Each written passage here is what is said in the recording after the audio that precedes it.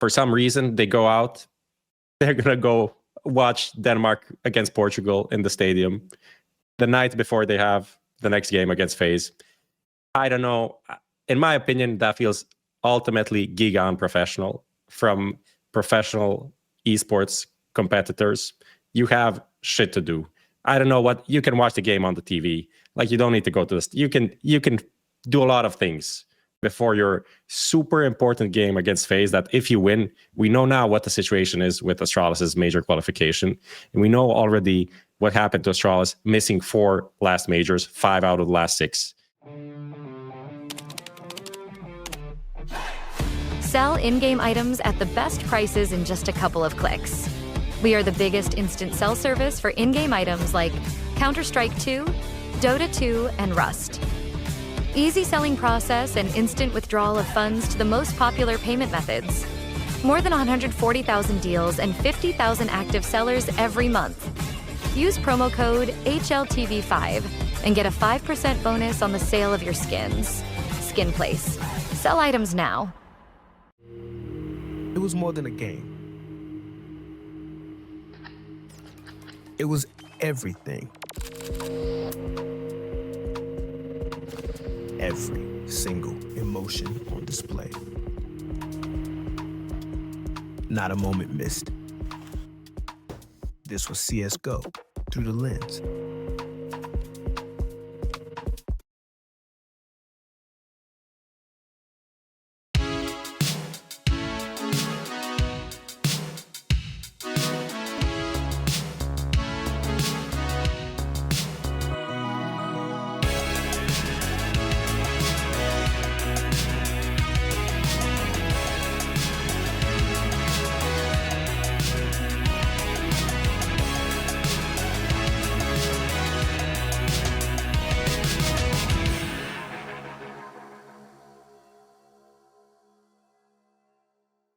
Ladies and gentlemen, boys and girls, Counter-Strike fans across the globe, welcome back to another episode of HLTV Confirmed, brought to you by our lovely sponsor, Skin Place. If you want to sell some skins, head over to Skin Place.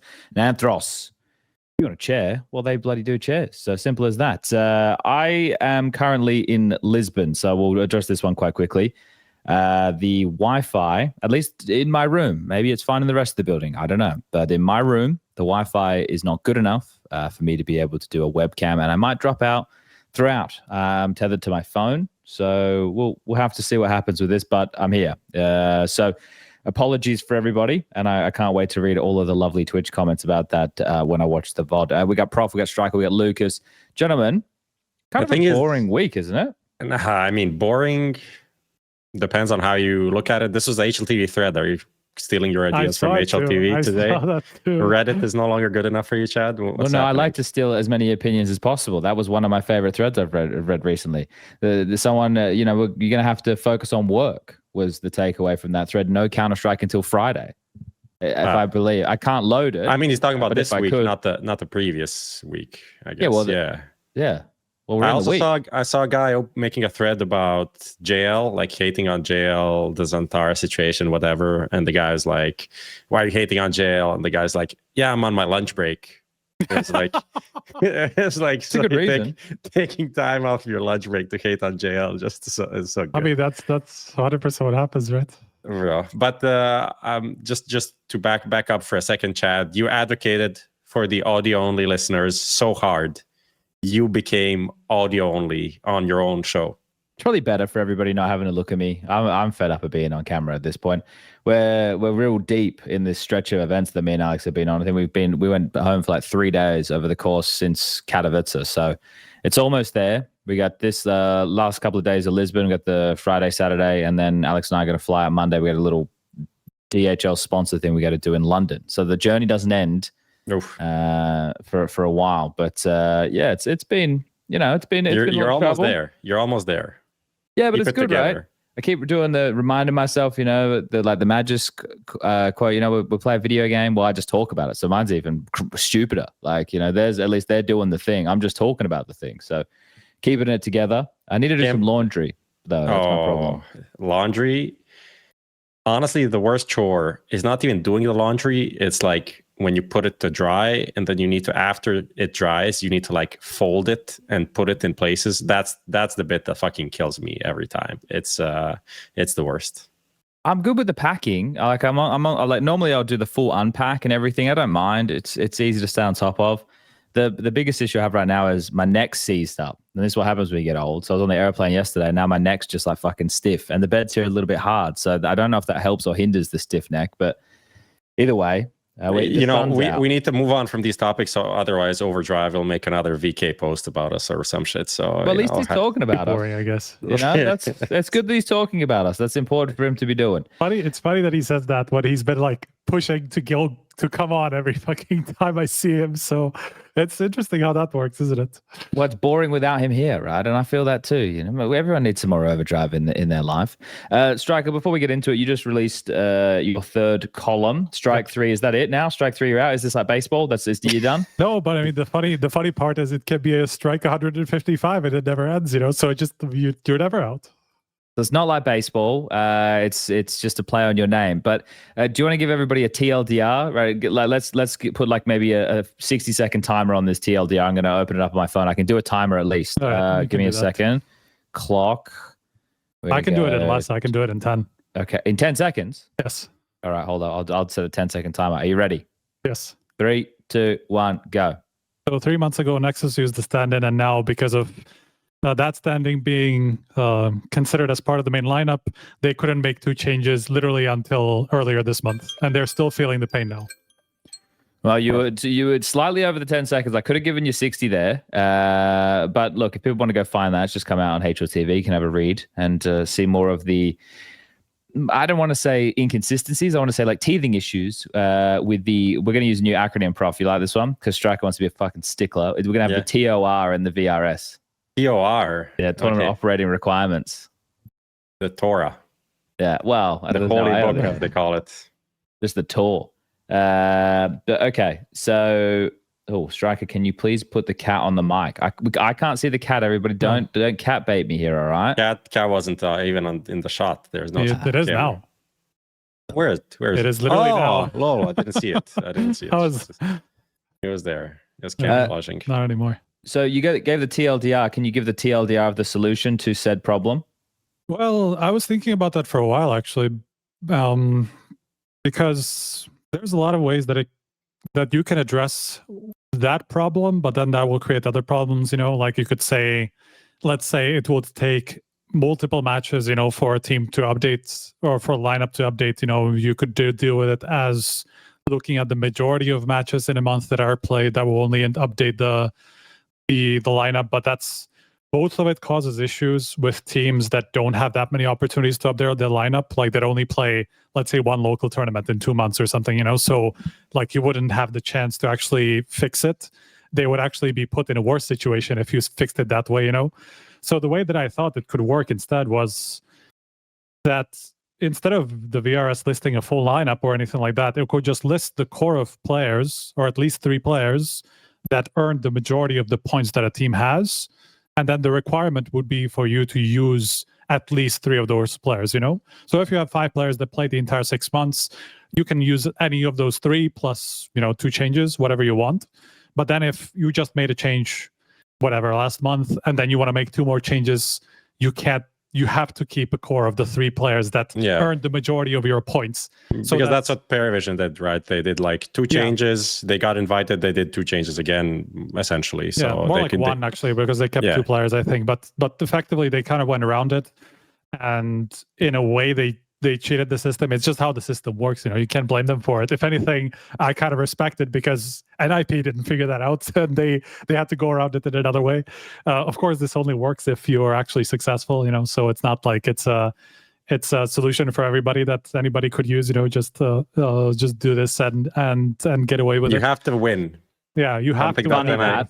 Something that NIP can't do. Are not doing at the moment. Yeah, unfortunately. Yeah. But that's effectively my idea. That's like, instead of just changing the lineup all the time, it would just like consider whichever lineup earned at least half of the points or more than half of the points that the team has, so that, you know, you are always forced to use a lineup that actually earned the invites that tournament. At least 3 players with the lineup that actually earned those points.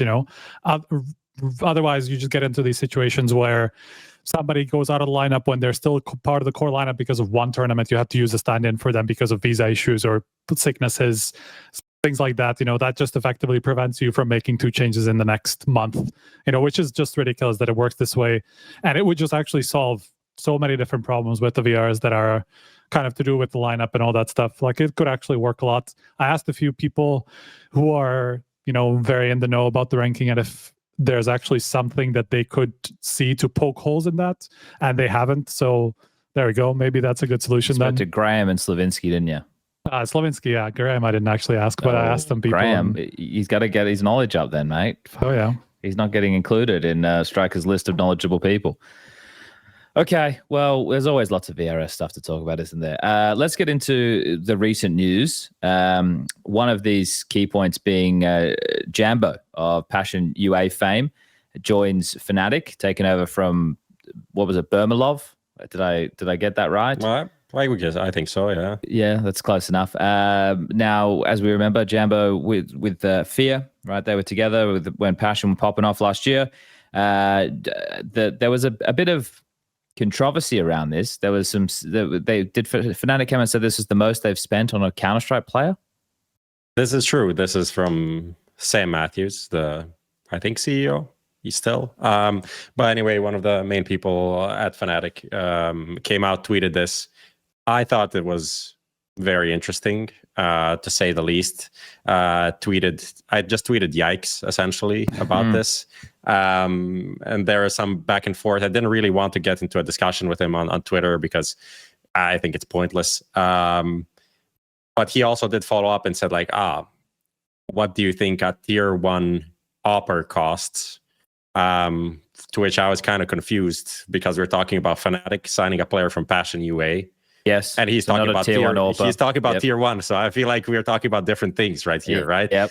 So I'll just say, like, the rumors about how much they paid for him is apparently a lot, but it's also probably similar to what NIP paid for Wrinkle, which I think is also overpriced potentially. I think these prices are kind of insane. But on the other hand, I also think it's kind of an indictment of Fnatic as an org and like where they were and how they treated their team for so long. Like, if this is your biggest signing, and this is not even that big of a signing, it is money-wise and inflation of prices and everything that happened over time, but it's also so fucked up that they didn't sign anyone better over all of these years. Yeah, there's 2 things here, right? So one, if we were to isolate Jambo being added to the roster, I think that's a nice pickup. And I think alongside of BlameF, Mattis, Fear in game leading, that's nice. Obviously, Krim's still the legacy player there. It's interesting to see what his output is going to continue to be.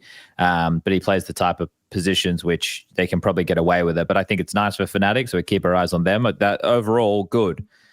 This side of things that you're bringing, that I brought up and we're discussing now, is the side of things. It's like, well, this is another legacy org. It's another like NIP or I guess VP when they were Polish still. Remember towards the tail end, they had like Veggie coming in and stuff and Snatchy and everything like that.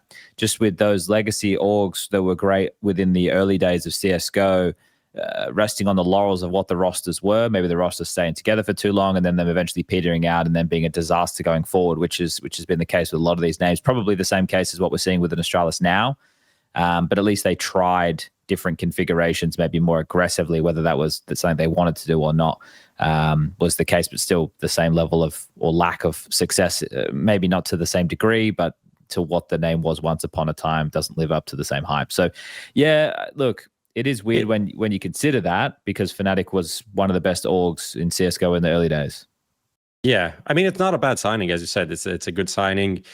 Is it potentially overpriced, overpaid? My kind of issue with it is like your approach is like spending zero money for or minimal no money for so many years, and then it's like, let's just pay so much. This is the one. Essentially, you got extorted by the org to pay this much. Like, there's no way. I mean, there is a way this guy is worth in the long run this, but I still think it's a risk. I don't think he's like what he's saying. Like Sam Matthews in the tweet, was the implication was that this guy is going to be a tier 1 AWPer, I think he could be. I think what we saw at like the RMRs and the major Shanghai, I think he showed a lot of promise. He had some good results online, some bad results online, but he's also playing for a worse team. Like, there's definitely potential for this guy to be a tier 1 opper, but it's definitely not guaranteed. And I think when you spend so much money, it's kind of fucked. The rumors behind the scenes is like, this is the kind of money that G2 paid for Modesty, you know. And if you compare those two, maybe there's not as much hype.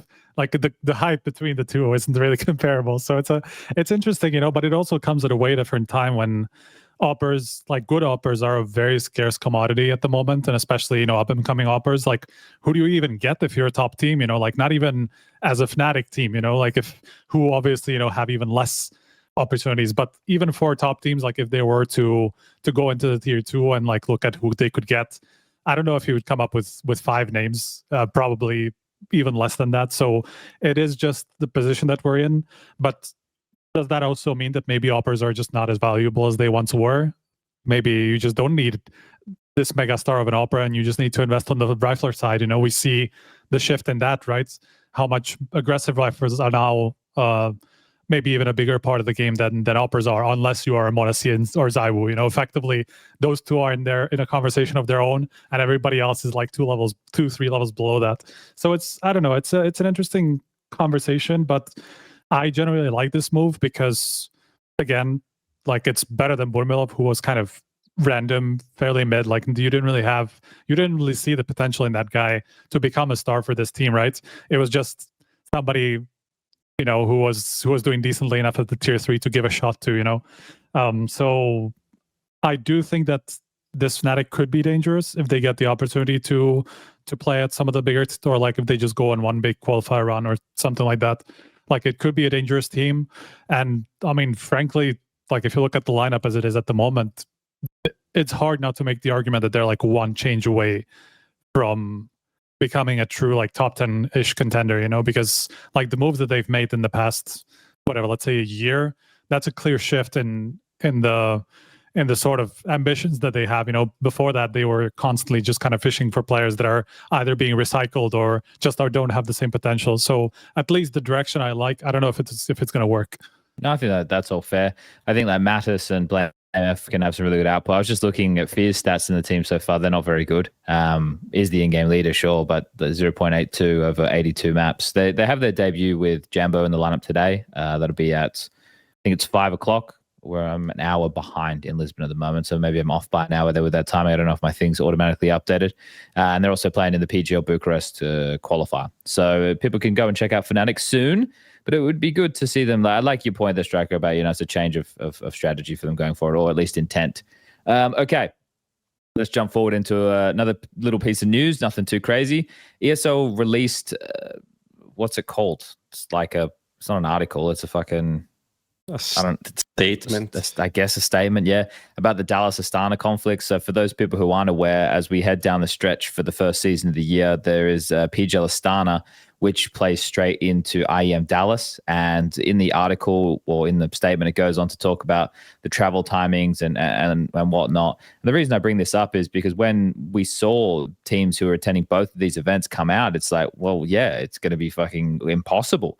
Or at least it felt that way for teams to be able to get from one to the other, and especially with it being into the US, which is already prone to certain problems. And on the Sunday, there's going to be 4 teams because of the third, fourth place decider match. So it's not like it's only going to affect 2 teams; it's going to affect 4, and probably of the big names. You know, we've got some big names attending both of these, like Spirit Mongols, Eternal Fire. So you know, is NAVI going to both? Navi's not doing Dallas. Not doing Dallas, yeah, I think so. But I read the article and I went, well, I didn't really learn anything from this. So I think the TLDR of that is like they're kind of putting out, they want to kind of be ahead of the news essentially, and kind of explain their stance. I think it's interesting because people are like shitting on them as soon as this came out. That is like, did people even read what's going on? I think for the most part, ESL are trying to, in this case, allow people to play both, which is maybe not the good decision. Yeah. But if they said you can't play both, then people would also be like, you're shit because you're blocking teams from playing different tournaments. But it's just, the reality of time travel and being in two different parts of the world at the I mean, essentially, or lack thereof time. Well, yeah, I mean, or like teleportation. Like, I don't know what else ESL could have done in this situation, right? And the only issue is and it seems like some people got told no, and then some other people got told, yeah, you can do it. So maybe some teams got fucked over by that. But ultimately, it seems kind of like a shitty situation for ESL to be in. Like, they definitely don't want teams showing up on the day that they're playing the tournament, having to like rearrange the schedules like a day before they go live. Like, they don't want teams not coming up for the media day, skipping photo sessions, skipping like interviews and all these things. Teams who skip the media day, wasn't that? There's some fine and there's some like percentage of prize pool that they're losing and stuff like this, but ESL would rather have them just come on time. Like, all of these things are just problems for everyone that's working behind the scenes, and it seems pretty annoying. So them doing this is them kind of going out of their own way to help the teams essentially play another competing tournament. So ESL is not profiting for allowing teams to do this. Let's just say that. No, they're putting themselves in a hell of a lot of risk. Like, that one flight, like, imagine, let's say all 4 teams that are in top 4 of Astana are teams that are going to travel to Dallas. There are more than that. I don't remember what it is, like 5 or 6 that are going to be making that flight. Let's imagine all 4 of the top 4 teams are the ones that are going to go to Astana, and that flight is delayed. Or like it's canceled. Yeah, it's GG. And literally GG for the first day of the competition. You have 4 teams that you have to disqualify, or at least incur a forfeit for the first match. Yeah, skip. Yeah, you lose so much viewing time. You lose so much. Like, that's like half of the first day that's gone. Like, even more. In some ways, a dangerous precedent to set that this is even possible to do. Yeah, right. So it's even kind of shocking that ESL took this stance, and I don't know if it was just in response to some of the big teams, coming and putting on some pressure, because obviously, whatever, G2 accepted an Astana invite or wanted to go to both, right? And so they're going to be the ones that are probably going to be pushing to be able to attend both, right? And that's kind of the same situation that we got into with PGL, where that caused some issues, after the fact, where, certain things were taken back and the whole process of invites got restarted. I mean, this is not exactly the same situation, but it is definitely in the same realm, where probably some teams were originally told it would not be possible to attend both. And so some teams probably skipped a close qualifier or even a main event invite, just because they would rather go to Astana. Like, let's say a good example would be Virtus.pro, who obviously want to go to Astana. It's a big, like, it's their region, right? Regional event, it's obviously going to be a huge event for their fan base and all that stuff. So that's going to be the one they want to prioritize. And then they're told, okay, but you can't go to Dallas at the same time because you're playing at this tournament just before that. And then it changes, whatever, a month later, they've already skipped the tournament. They can't accept it again. And so now they just kind of got screwed out of a spot that other teams were able to get, after the fact, So all these issues are not ideal. Really not. Really, I don't really know how ESL even got to the position where they accepted this, because it is. What are they meant to the do, risk though? Is unbelievable. I mean, they can look. Even if you look at the rules, technically they can tell people, if you're playing in Astana, you can play in our event. It's not like they're preventing teams from playing in Astana. It's like they'll be telling the teams, you have to choose one or the other, because it is physically impossible for you to fulfill your obligations to the the way that one gets spun, Striker. I'm not saying how it would look publicly, but they are absolutely within their right to say that, because even in the rules it says, like, the dates that are announced, that there's been some changes to the rules, but effectively the dates that are announced are now including the media obligations, or like travel day and stuff like that. And there's a potential for you to prevent, or like, you can prevent other teams from playing in a tournament that would overlap with those dates. So it's not like you're preventing them, like, really, like you're saying, no, you can't go to Dallas, you can't go to Astana. It would just be like, you cannot accept an invite to Dallas if you're also playing in Astana, because it's overlapping. So as per the rules, they're absolutely within their right to do it. I understand how it would look publicly and how it would get spun.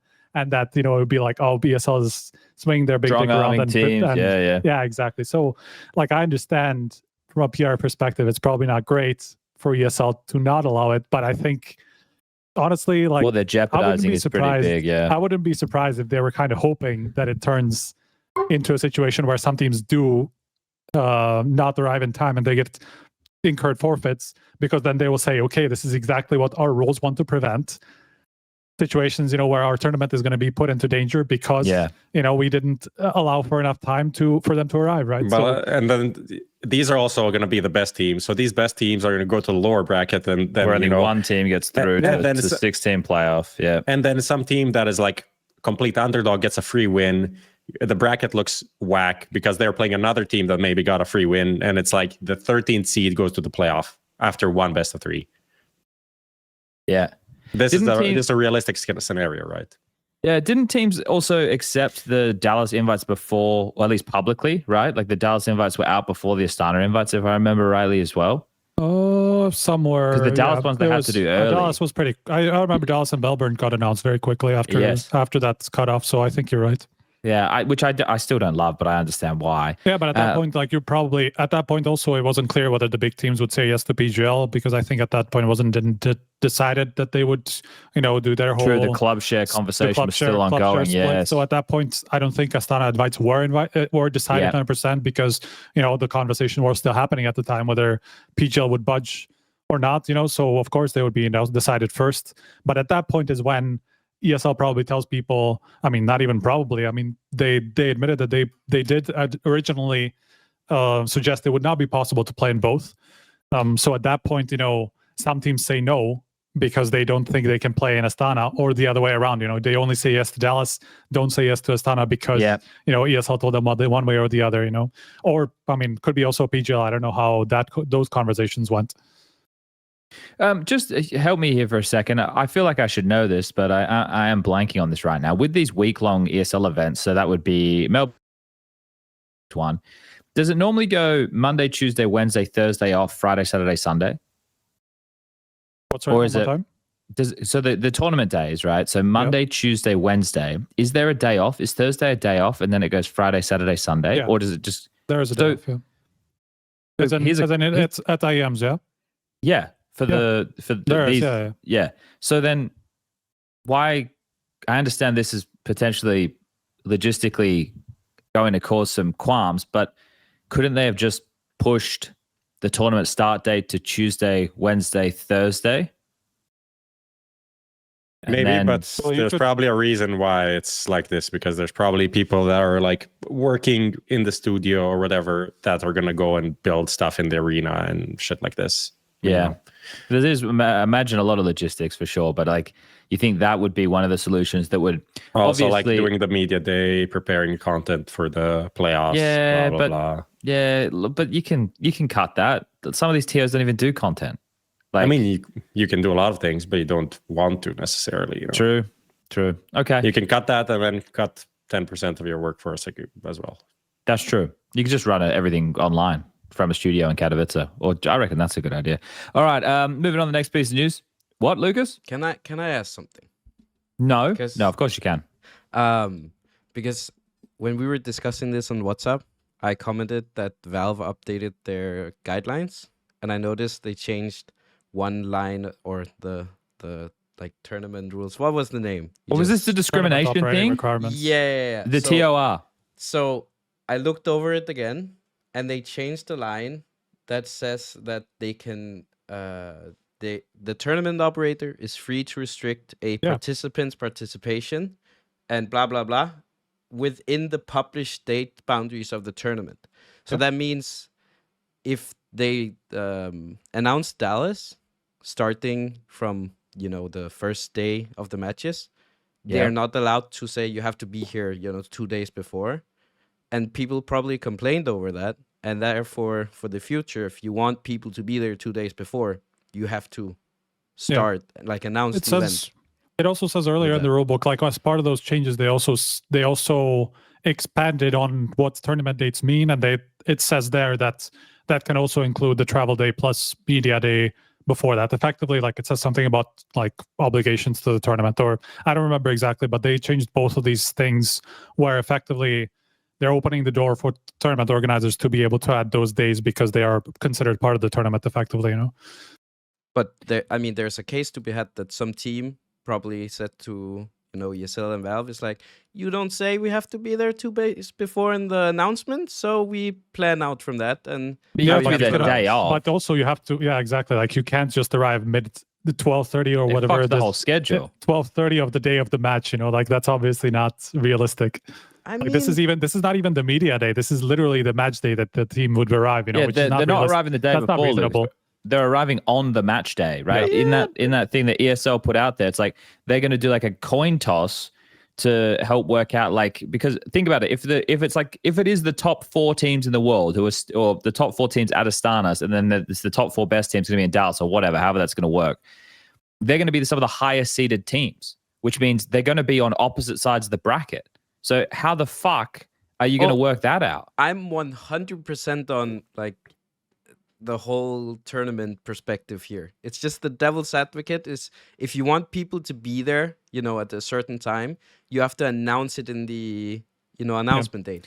I mean, a lot of the dates were announced that way. Even I don't know about ESL. I think they didn't, but I think PGL had travel days, media day, travel day. Even like they announced the travel day and media day before. I think Blast did as well for some of those tournaments, at least a day extra from what I remember, to include the media day. So technically, a lot of those did announce it as that long. I think this is good on this discussion. Just saying. Just Okay. saying. Too technical. There was another VRS situation that I want to talk about. This is your website with the rankings page, putting forth I guess it's like a tracker, right? Would that be a fair or a predictor or a projector?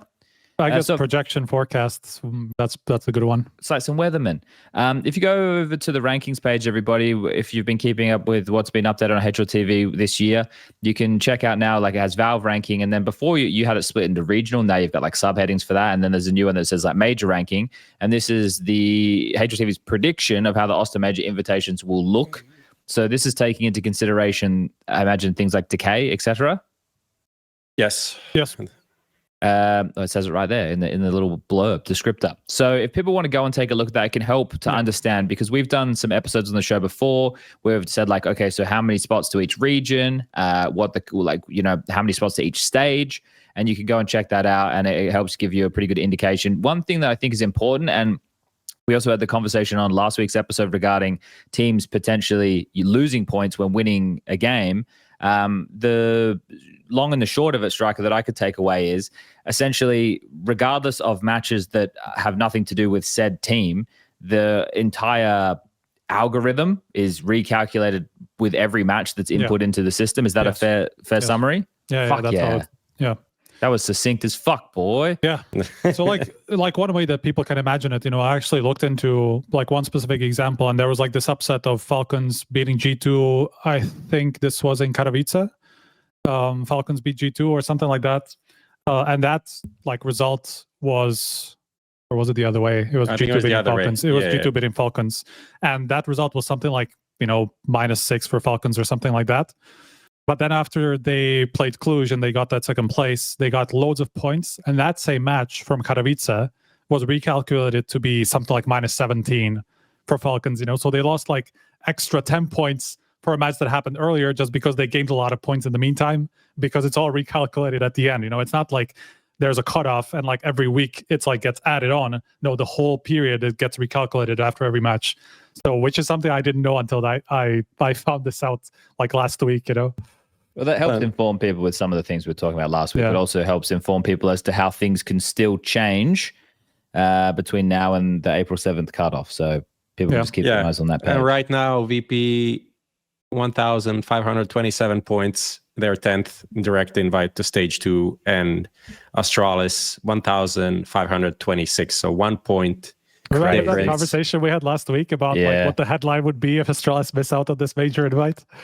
That's kind of where we are right now. Like, it is literally the worst case scenario for Astralis. I think there could have been like 5 different results that would have shifted it the other way, where VP doesn't get either of those 2 wins. Astralis gets 1 win out of those two matches they play. Eternal Fire doesn't win against NAVI, and that also like still puts Astralis above. I think G2 not winning against Mongols puts Astralis above. Like there's like 7 different results that had they gone another way, Astralis would have been the one in 10th at the moment. You know, it can still change. By the way, there's these qualifiers and stuff. You know, there's enough, like, because your points effectively get changed by every team that you've beaten, and sometimes the teams that they've beaten on top of that, you know. So like all the results can have some sort of an effect, even minor, you know, but with the difference being 1 point now, it literally can have a difference, like a completely unrelated tournament, unrelated match, you know. Here's how I would want people to imagine this, right? Imagine that the VRS is like the ocean and all the teams are boats in the ocean. Even the smallest ripple can affect all of the boats. There you that's go. Me done. That's me done for the day.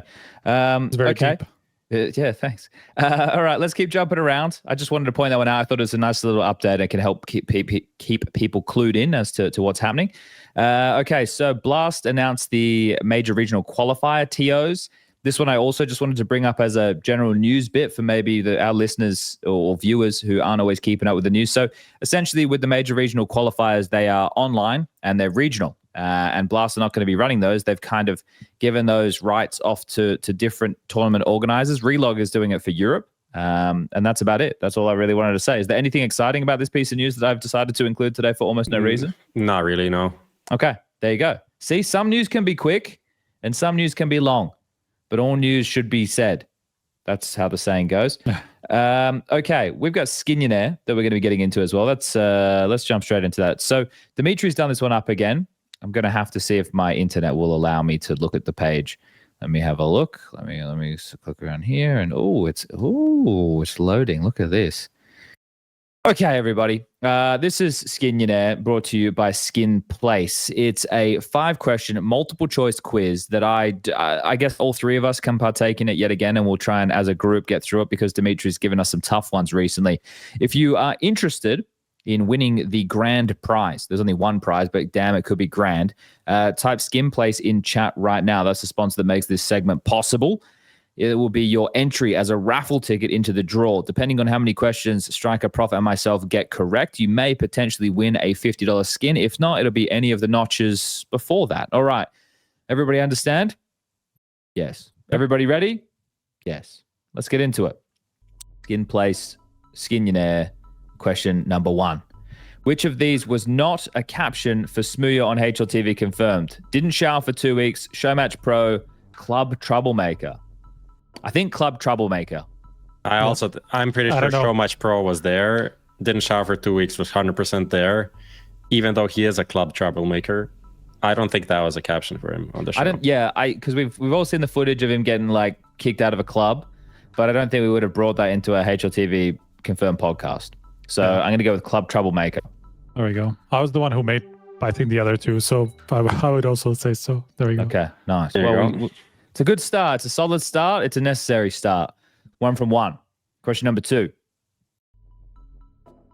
Who was once captioned as major finalist on HLTV Confirmed? cadiaN, Emma, or karrigan? I think it was Ema, no? I think so too. Before he joined NAVI, we had him on the show. That would make sense. Like cadiaN, you wouldn't want to... You wouldn't want to put it on karrigan, to be honest. Yeah, I think for the 2 of them it would be kind of BM, and for him it would be kind of nice. So I think it would be Ema. Yeah, that seems fair. All right, do we all agree on that logic? Yeah. All right. Looking in Emma. Correct answer is Emma. All right. They were all in the airport, all the teams. Everybody, literally every team, plus me and Alex, the producer Martin, and a couple of other Blast employees were all on the same flight. It was a packed flight to Lisbon last night. Who'd you sit next to? What was the seating chart like? I was sitting next to a woman who was with her partner. This has got nothing to do with Blast, but she was petrified of the takeoff and the landing. She was like white knuckle gripping the seat in front of her on takeoff and landing. Like she was having a real tough go of things. And I wanted to be like, I didn't know what to say or do. I think she was a local Lisbonian, as when we were landing. That's the official term for him, right? As when we were landing, she was pointing out things. I was like, oh, you were freaking out a second ago. Now you're talking about the hospital, or maybe you're talking about the hospital in case we crash. But either way, she was not having a good time. Behind me, though, was Vitality's manager, Amy, and Apex. And Apex gave up his seat for a woman who was sitting next to her partner on the other side. So good stuff, Apex. Good guy, Apex. And in front of me, to the right-hand side, was Sabrina, the manager of Mouse. So that was the only people in my vicinity. Okay, Make one of those flights, like seat maps, like where would you want to sit and stuff with that sort of stuff, With those 16s, we could definitely pull something off there. All right, here we go. Well, I've fucking lost the page. Have I lost the page? I can read it if you can. Oh no, I've got it. All right, question number 3. How is simple caption on HLTV confirmed? Goat, not animal. IGS simple. Not sample anymore. I feel like it's not sample anymore. Yeah, I feel like it has to be that one. That would be on point with the forum users, right? IGS simple doesn't make sense. Intel Grand Slam, but he joined after the major, so I think it was not sample anymore. I don't think we do goat, not animal. Yeah, I think not sample anymore. Or is it too? Nah. All right, we're gonna lock it in. Not sample anymore. Correct answer is. Oh, we're doing well here. 3 out of 3. Okay. If you are just joining us, type skin place in chat right now. You still got your chance to win. You can still be a lucky entrant. Question number 4. Who was captioned as said he'd give everyone a fair chance on HLTV confirmed? Oh, well, it has to be zonic, right? Yeah, that was one of mine for sure. I remember that one. How is that? How does that even fit? That's so big. That's what she said. What? Oh, that was obviously with the Boros and that was even before that. So that was with the lineup that he when Longs? he became a coach. That was the NBK Longs who was there at that time. I don't remember. MHL? I think so. Yeah. Oh. But yeah, that was that lineup where he joined. He's like, I'm gonna give everybody a fair chance, and then whatever. 2 weeks later, four players are kicked. Maybe he did give him a fair chance. All right, question number 5. Let's see. Can we finally give away a $50 skin? It feels like it's been a while. Who was once captioned as 21-year-old veteran on HLTV confirmed? Frozen, ropz, or siuhy? Well, it has to be Frozen, right? The young veteran. Yeah. Well, I like this one. Dimitri's been kind to us this week. We've got a bunch of easy ones. 5 from 5. All right. Makes it easier that I think I might have done all of these. I don't know, maybe 4 out of 5 of these. So. All right. Well, that's a nice little trip down memory lane to some of the guests that we've had on. So that's 5 from 5. We'll draw a winner right now. One lucky user in Twitch chat. There it is. Congratulations, Axe here. You won the giveaway. He literally just wrote it. Really? Just wrote it. Wow. Look how lucky that is. Some would say rigged. Others. How long has he been following for? Or sorry, how long have they been following for, Lucas? 2 years. There you go. 3 years. That's even better. We like the long term as getting something. All right, congratulations. Our people reach out to your people. That's brought to you by Skin Place. All right, let's keep moving along here, shall we? Prof, apparently you want to take this one, I believe. This is Fix Your Sit, brought to you by Anthros, the chair company, sponsor of the show. And this week you've found yourself in the chair. Yeah, I guess so. I mean, I'll just keep it. I'll keep it quick. Keep it 100. Team comms. Team comms are the topic of the week, and I think we're all in a weird place right now. Everyone's complaining, and pretty much everyone is wrong, and the only person that's right is me, as always. We need more team comms, and we need more insight from team comms, and we need team comms from all teams, and that's what we need. Because, people can complain. Maybe we shouldn't play the Zonic clip. Yes, we should play the Zonic clip. Less we should play the NAVI clip about them arguing. But it's also not fair to only play one clip per tournament that is negative. I don't think that's fair either. We need 10 clips that are negative. We need every team to look like shit sometimes. Because if it's just specific, like TAS clips for 1 year, only bad TAS clips, that's not fair. We need also we need Cyclone fucking up sometimes. It's impossible that he never had a bad timeout. This is not possible, right? I don't think it's possible. So we need more diversity, and we need to shit on everyone more evenly. I'm not saying equally, because not everyone's equally shit as well. So that's my thing. Fix your shit. Okay, so I guess in case people did miss this, during Blast, there was a timeout voice comm clip taken of Zonic in a pressure match, and his contribution in that clip, obviously it was not the full context, was him saying he needs a minute to think, and you don't really have that minute though. No, you don't have that. You don't have that time. And Nico saying you're going to call something. So the way that this obviously gets construed by the community with most things that happen of this nature is always going to be in a negative way. People are out for blood at all times, it seems, and that seems to be the nature of the beast and something which is ever growing in our space. It's always been like this. It used to probably be much more aggressive around like what was the name of the where you could gamble with skins on that web page, and the people would CS:GO Lounge. That was the one. And that was pretty aggressive back in the day. That was like our 2015s, 2016s. Then we know we got the mad bettors, but we also have a community at the moment when you're looking at Twitter and all these different communities that are loving, like everybody wants a stance, and this is part of what we do, right? What we do is one part competition, which also is enveloped under the entertainment branch as well. And people are going to talk about it. That's the nature of the beast with anything like this. And people are paid a pretty penny, and it's a job that a lot of people would love to have. So it's going to come under high levels of scrutiny. So there does tend to be a lot of negative that comes with it. And when it's about Falcons, it's the team that everybody loves to hate. So it was, a bigger boom around this one. Because of that, Taz, also the one you referenced there, Striker, Prof getting a lot of flack before for his more like cheerleader type timeouts for a period of time too. But I think what you're bringing to the table here, Prof, is a fair and balanced response. Now, the teams, if they'd have it their way, there'd be no comms at all. And I think if the fans and people at home had it their way, there'd be all comms. I think yours is like a nice balance. I think that there are some immediate problems that do come with your solution, in the sense that we would need translators at events for all of the teams. Because, for example, Eternal Fire, we would need to have that's subtitles the biggest for them. problem I see with this, really, like the international teams being kind of at a disadvantage. We don't really need them to be there in person. Like these people could do it from home. I'm saying, like, we have live listen-ins during the game, but some of these clips were aired after, like during a segment on the desk or whatever.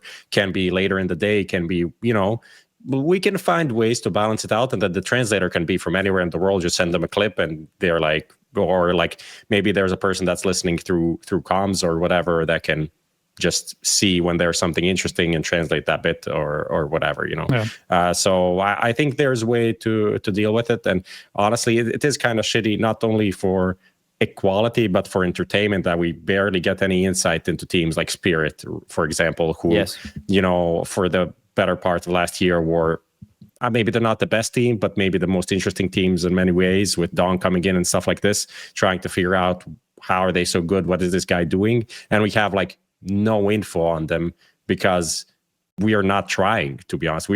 They're not gonna fucking start calming English so we can understand. So we need to make an effort as community, right? And that's on TOs. Yes. Yeah, there's multiple. So I guess like the big three, let me know if I'm missing one here, in the last, let's say 6 months, maybe a little bit more, but has obviously Taz, the way that the timeouts, the parts that were released made him look. Yep. This most recent Zonic one, and then in recent history as well, the NAVI stuff, right? Those would be the big three in recent time, and all of those are international teams. So that's also to the point. All three are big organizations that do come under a lot of scrutiny as well. So I think it would be a nice. This is the thing. I wish we lived in a world where we had that. Do you remember Blast in the early days? They were like doing their comm bits, and they even had the translation stuff for teams that didn't speak English, and they would be playing them quite regularly. I don't think they're still running with that. And people at home are probably immediately going to be like, "Oh, why? It just gets subtracted." But at the moment, guys, let's just say that everyone is not spending as much money as they once were. That I can tell you as a matter of goddamn fact. It's obviously, it's going to be like extra person for every team or for every language that is extra, right? Or sometimes even two, like let's say you have two Russian teams playing against each other. You probably have to have two people like listening to the conversations and whatever. Like it is a lot of expenses, So like Like, it's understandable. It's not ideal, but it's understandable. The sentiment of voice comms, right, and more of that being a good thing, I agree with. During ESL Pro League, there was, people at home may have caught them, there were these like POV videos, which were essentially, nothing was from freeze time. It was all mainly like once rounds were underway, and it was just showing the voice comms between the players, which is good because it shows you the intricacy of how they're dealing with certain situations and how much they are talking throughout the period of a round. But it wasn't strategical. It's more like mid-round responses, which I think is good. Like that type of stuff is massive, and I've always been an advocate for the voice comms helping maybe a less understood viewer of Counter-Strike be able to appreciate what these players are truly doing, and that's good as well, because there's certain situations where, you know, people are watching a game and a player makes a decision and you're like, why the fuck did he do that? Like that's so silly, and it could have been a miscomm, right? It could have been a poor piece of information. And if we had insights to that stuff, it can also help vindicate the players in certain scenarios. It can also help people look really good, right? If you're able to get a moment where they are emboldening the team. It's hard when you're not looking at strat stuff in tactical timeouts, because then you really don't know what the contributions are. But yeah, it is a balance that I don't know how we truly can ever strike. I do think that, yeah, sorry. Yeah, no, go. No, I was gonna say, I do think that Blast is taking sometimes a little bit too much liberty. Like the one example that was definitely bad that I looked back into, and like I think people actually realized, was the Torji and Donk kind of back and forth in chat. Yeah. Which was like, I don't know if there's something that happened in the previous series, but like Broen went on the broadcast and said it happened during a game, like during the actual match, when it was like during a knife round or whatever. Knife round, yeah. Like a lot of that, like all of that conversation happened. But the way that Blast put it was like as if Torji had instigated that conversation, you know, when it was Donk like who started it effectively, you know, or like there was just like some back and forth from the beginning, you know. So you still need to be careful with that. I mean, same way that, you know, you're not supposed to clickbait and like, you know, take things out of context. That's effectively what happened there, right? So well, you need to be careful. You just shouldn't fucking do that. It's the same with the Flamesy giving the finger thing, and then that getting cut in, exactly. Especially in a game against, was it against EF? Yeah. Yes. Like you got to think about it rough, as well. man. Like that one right there is you're setting people up to find like their DMs getting swamped. So that's just irresponsible. It's funny how Flamesy has been playing around with that. By the way, I've seen like 4 more pictures of him giving the finger to photographers, including like one of ours and stuff. He's just playing around with it now. It's funny. But yeah, those things, that stuff is plain and simple shouldn't happen, right? Things should definitely be presented in the context of which that, like, we're dealing with human beings, we're dealing with a fan base which is closer than traditional sports have, because like even though our players are paid very well and that they're followed, you know, with hundreds of thousands, if not millions, for some of the bigger guys, they're still more in touch because what we do is literally on a fucking computer. So you're always going to be more in touch with the fan base. And it's not like, you know, you have some of these massive football players who get other people to manage their social media and they're never touching it or whatever, that we're always going to be a whole lot closer in that regard. So you need to be careful, because even if people are just being trolls, which, you know, something that is hard to take at face value all the time, it's like if you're constantly reading like negative and hate-filled things, then that can really permeate the brain. And I know people are like, oh, just turn off the screen. It's, look, as someone who's suffered with a up and down over the better part of the last decade, I wish it was that easy. And some people are good at dealing with it, some people aren't. So there's a level of responsibility. I think people just that need needs to give be less of there. a fuck, man, because it's like, what do you care what like a bunch of fans sometimes think? Like there's always going to be situations that, you know, where a quote is going to be taken in a different way just because somebody doesn't actually take the time to go and understand the whole context of their answer. Like, you know, speaking as a journalist and as somebody who has to put out headlines and from interviews all the time, there is absolutely no way you can possibly include all of the context that led to a certain answer, you know, like that influenced a certain wording or whatever it is. Like it is absolutely impossible. And so it's up to the fan to take their time to understand before they make a judgment on what that exactly says, right? Like before they understand the full picture. And it's the same thing, like it's just impossible to do if you want to put out any sort of piece of content that has, you know, a quote or is just a snippet of a conversation or whatever it is like that. It's just like, why do you even give a fuck? Like, why does Falcons give a fuck? Like, they are already one of the most hated teams anyway. Yes. Like, why don't you just, like, fuck, who cares that, like some people now think Zonic is a fraud. Like, why do they think the fans get to decide that? Like, why does that even matter? Why does that even matter? Like, what that some people might think that right now. Like, they're absolutely within their rights to, based on everything else that's happened with your organization, and this is just another thing, right? So it's like, what do you care? What's the outside perspective sometimes? Yeah, I mean, the thing is, with an org like Falcons, maybe you do want to be a fan favorite. I feel like that might dictate if you have a job tomorrow or not. That seems like how they make some signings. But all in all, I think the key thing here is, like, for me, I see these few clips that came out recently as a slightly change of direction from TO's side, and I'm all in for it. But I think TOs and teams together need to figure out like a way of dealing with this in terms of like what's who can say no to what and how much are we giving away? Because, you know, what Falcons came out and says like, this looks bad, but the part that they didn't include would show how like how smart he is. But we don't want to include that because that's important information. So it's like, well, you can't have your cake and eat it, right? You can either you can look smart or you can look dumb. But and you're choosing to look dumb in this case. Like, I don't know. It's weird. I mean, even regardless of, you know, like, let's say Zonic comes up with something at the end of the timeout. Like, I mean, you have 30 seconds to come up with something, and they picked out a snippet that was like 15 seconds where he doesn't have ideas, you know, and that just doesn't happen a lot. Like, if you're taking a timeout, usually, like, of course, like, you sometimes take it just to take a little bit of a breather and then just try to think like what's going to be the next thing. But the fact that like somebody says, yeah, but do you have an idea or should I call something? Like, that's also like showing how much you're under pressure and like what is the mindset of the team in that moment. Like, you can see that the player who said that, I don't know if it was Nico or something like that, was getting impatient because there was no solution. So he's like putting that pressure on himself. Like, do you want me to do that? Do something then. And that's super valuable. Like, regardless of Zonic solving it in the end and like saying actually something or like coming up with some solution in game, it's still really valuable insight into what the team was going through in the moment of that timeout. You know, it was also in a bad situation where they were getting, I don't know, like it was like the big comeback, right? Or like one of those big comebacks that happened against VP, you know? So like, this is all, regardless of that, not including the entire timeout and what Zonic said in the end, it still told you a lot of things about what was going on like in that match. So it's like, I mean, I don't see the problem here, really. Just to finalize why I think, like, first of all, someone asked in chat, why not keep it private? I mean, you could, but it's not really fun, right? And this is an entertainment product at the end. I think it adds so much value to the viewer and entertainment, both insane value, both insight and learning, but also just fun.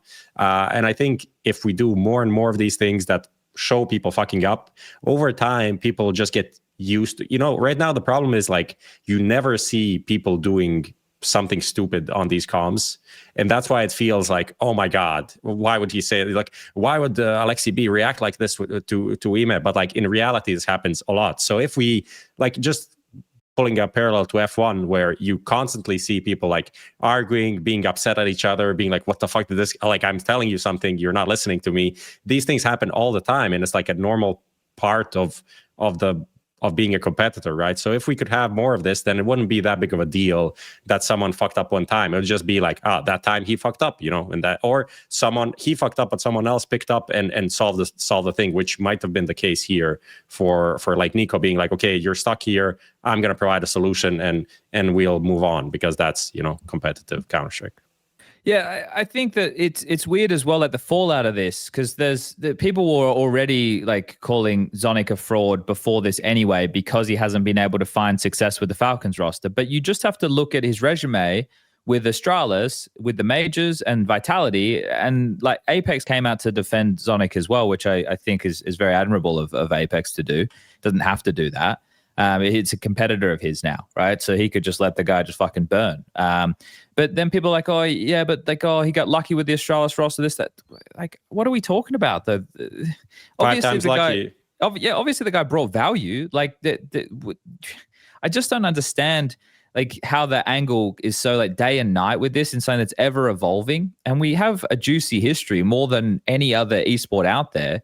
And these are people who should be respected. But if they do something that's bad or they do something that's not good in a moment, then that can also be discussed about. But like that doesn't bring their whole like fucking reputation into disrepute. Like think about how many timeouts this guy's had to take in the course of his career, right? So I just hate how black and white people want to make things and how like the stances of this are. If all these players and coaches and stuff came out and actually spoke about things and were like, no, like I heard this commentator or this analyst say this and this guy's a fucking idiot. Like he doesn't even understand the meta or the macro or the this or the that, or we made this call. Like think about like the amount these guys just sit quiet. They never come out and say anything. Yeah. Well, they should start coming out and calling out like bullshit from what they're seeing from their perspective. But then it goes back to what you're saying, Striker. Like what's the point? Like why they have at nothing the end to of the win day, there. We saw this so many times in the history with like players or player versus talent. There's no, I mean, player always wins the public opinion, but 100%. He loses mental sanity in the process. For like there's nothing he can gain from that. That's it. No, that's true.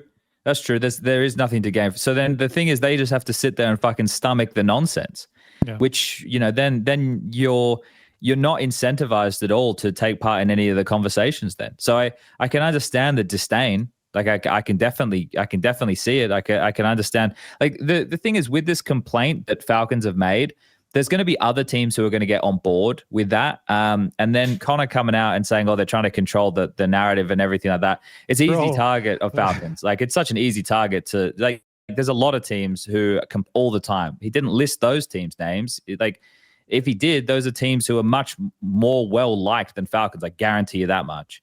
I mean, I can tell you from our perspective, like the amount of times we get asked, what are the questions? Or like, you can't ask this or something like that. And we have to deal with that, which is horrible. Like it happens a lot. Let's just say that. Yeah. Like there was a period of time there was like, I think the VP guys were fed up of having the conversation about the in-game leadership of the team. So I remember they like piped up about something like that. Yeah. Obviously EG didn't like it when they're a partner team, and EPL we were just fucking dunking on them. But it's like, you shouldn't even fucking be here. Like you guys aren't even trying. Yeah. Like that is at the organization. But it's not at the players, you know, like that's not having a go at the individual. That's the organization taking it for a fucking ride and making a joke of competitive Counter-Strike. Just that type of stuff. Like when it's an org as well, it's easier for people to dislike and hate because it's just a brand. Like it's not even people at that point. But yeah, like it's pretty curious, right? Like we find ourselves in this situation right now where actually if PGL, Blast, and ESL all got in a room and said, actually, you know what? Let's just play these voice comms. First of all. Well, yes, I know I'm living in a fantasy land, Striker. Don't get me wrong. But if they all like agreed, they were like, hey, let's take the piss a bit. Like let's push the friendship. Let's play voice comms. What are they going to do? Not come to our events? They fucking have to. They need the points. They want the prize money. It's all for the major qualification. You can pressure. If all those TOs actually got together and said, how can we make our product more interesting and make people view more and get more clicks on like, videos after the event, that's how you do it. You'd pressure as a group onto these teams who are the ones who have been pressuring you for the last 5-6 years. Like, if Sylvia wanted to get his own back against the teams for putting pressure and making him do this club share shit, I know that he wouldn't want to do it, but get in the room with ESL and Blast and say, hey, listen, let's all start playing more voice comms. What are they going to do about it? Like, honestly, what are they going to do? They can't boycott all of them. So there's actually leverage for TOs at the moment to try and push back and show a bit more to the broadcast. So, yeah, it's a complex topic. And one that I don't think all parties will ever be happy with. We will always have this push and pull, and people will feel that they're getting unfairly. What's up? Sorry, I read something in chat. Unconnected. What did they say? It was unconnected. I mean, there's one about Chad should start leaking comms to JKS so Liquid could beat someone inside the top 10. Good one. But then there was someone asking about Harry Nero is in chat, and someone said, no, he's working on the Monacy Blast to Lisbon MVP article. I think this is a banger. Oh, man. Like, just to talk about Harry, by the way, I think it's so unreasonable that he's getting so much flack for the fucking Zyro versus Monacy conversation when literally 2 other people decided this with him, including me, by the way. Just give me shit too if you really wanted to give it to somebody. Like, I've got nothing. Like, I've got none of the flag that he has, and I'm not even sure why. I don't know, Well- because he said one time that he stands behind this decision that he made. And honestly, I don't even know why it's such a big deal. Like, in my opinion, it seems super obvious that m0NESY would be ahead of like who is even disagreeing with this? I don't know. Well, that was So, him on me. It was pretty controversial. I understand why to some degree, right? But yeah, it's just kind of funny that it's all somehow all in one guy. All right, before we go to an ad break, is there anything else we want to talk about with the complaints and the comms and all this type of stuff, or do we feel No, we've I waffled think enough? I think it's good. Okay. Give less of a fuck. It would be my suggestion to teams. Like all this PR handling, all that is getting fucking annoying. Okay. All right, let's go to an ad break, Lucas. We'll be right back. We'll keep talking about Blast. Sell in-game items at the best prices in just a couple of clicks. We are the biggest instant sell service for in-game items like Counter-Strike 2, Dota 2, and Rust. Easy selling process and instant withdrawal of funds to the most popular payment methods. More than 140,000 deals and 50,000 active sellers every month. Use promo code HLTV5 and get a 5% bonus on the sale of your skins. Skin Place. Sell items now. It was more than a game. It was everything. Every single emotion on display. Not a moment missed. This was CSGO through the lens.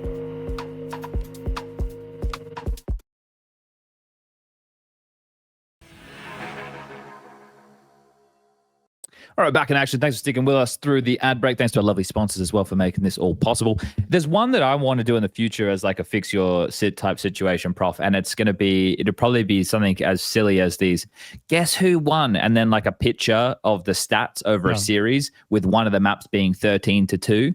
And me just, like, because that shits me, like the misrepresentation of statistics in those scenarios, and that like people are trying to be funny about it. It's like, guys, of course the stats are gonna be fucking skewed if one of the teams lost a match 13-2. You fucks. Anyway, I'm done.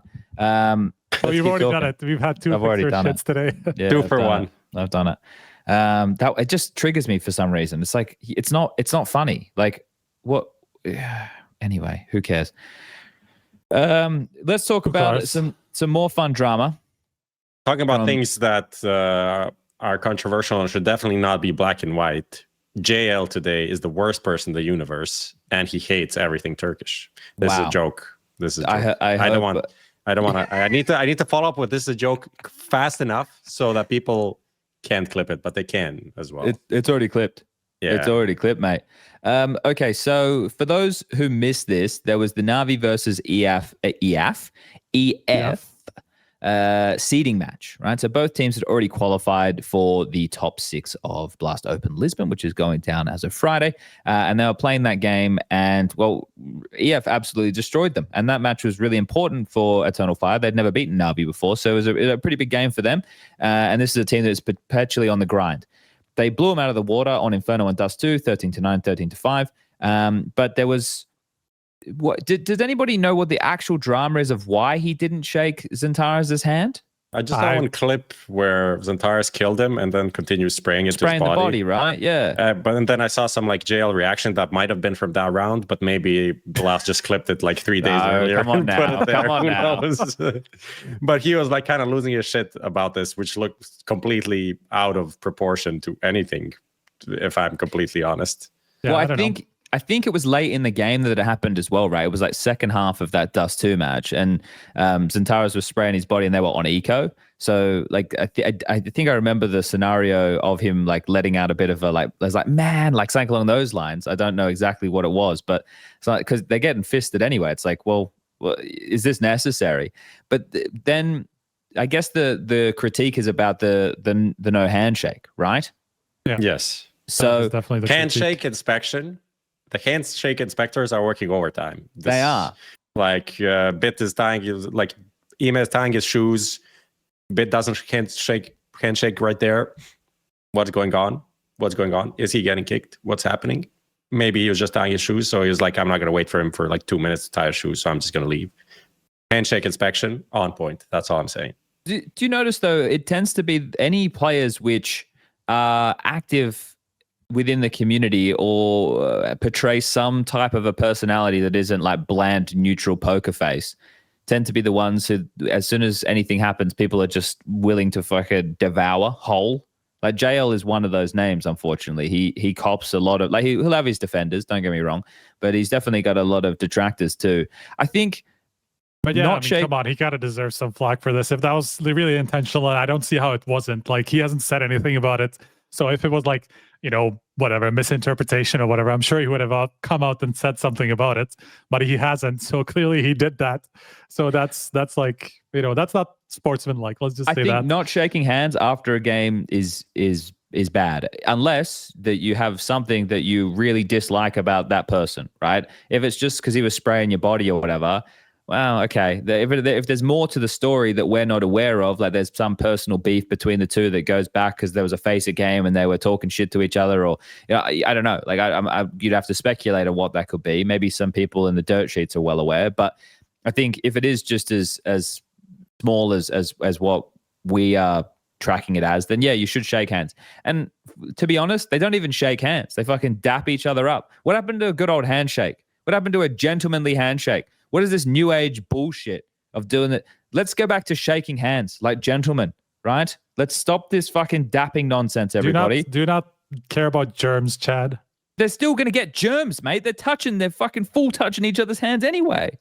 It's less contact surface and more sweating on this side, therefore more germs. You can't see what I'm doing because you don't have video anyway, but you know, I see the germ aspect, but also I don't know, maybe doesn't matter. All in all, we've all been devoured by the woke mind virus. If you think germs are our biggest problem, for fuck's sake.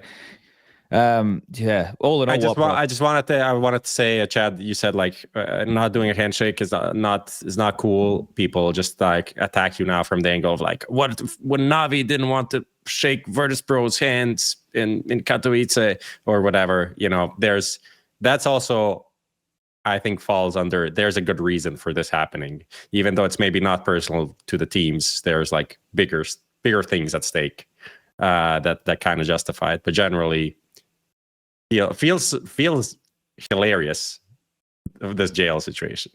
I feel like it just feels unbelievable. I would like, is Mira here to do interviews? Yeah. I would like it if you would do an interview with JL and ask him if he did or didn't shake hands. That'd be a good question. There's a backstory. Oh no. Yeah, they already had some like not great experience once, so I don't think he'll. I mean, he would actually if he gets the chance. Luis but, would, yeah, he would. He's a professional, for better and worse. Well, we'll have to see if that one comes out in the wash. Yeah. But yeah, so look, I guess right now, do we want to talk about, because we got the FaZe 13-0 next? I guess that's not really drama filled by any stretch. I think what we should do is focus on teams that are eliminated because they're not playing in playoffs, and so those things are more valuable longer, right? So let's focus on those. FaZe, Astralis, Falcons, Liquid. I guess these are the four teams we should talk mostly about. Do we want to do the what are the odds and then work backwards? Because like we can do that. We could present the question of the what are the odds and then go through a lot of the thought process of the what are the odds.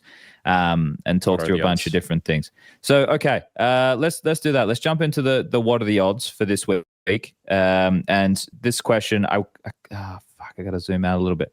Essentially, I might be getting it wrong because I can't read the screen. But the question for this week is: FaZe, NAVI, Liquid, G2, or Astralis make a roster change before the major? You said G2, Liquid, NAVI, or Astralis. FaZe isn't here. Well, include them as well. Can we include them as well? It's on the page. We can't include them as well.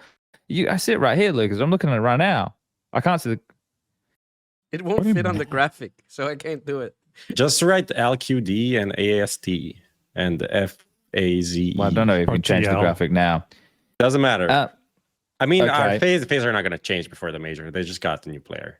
You think that's even realistically? Explain. Okay, explain. Explain. Well, explain.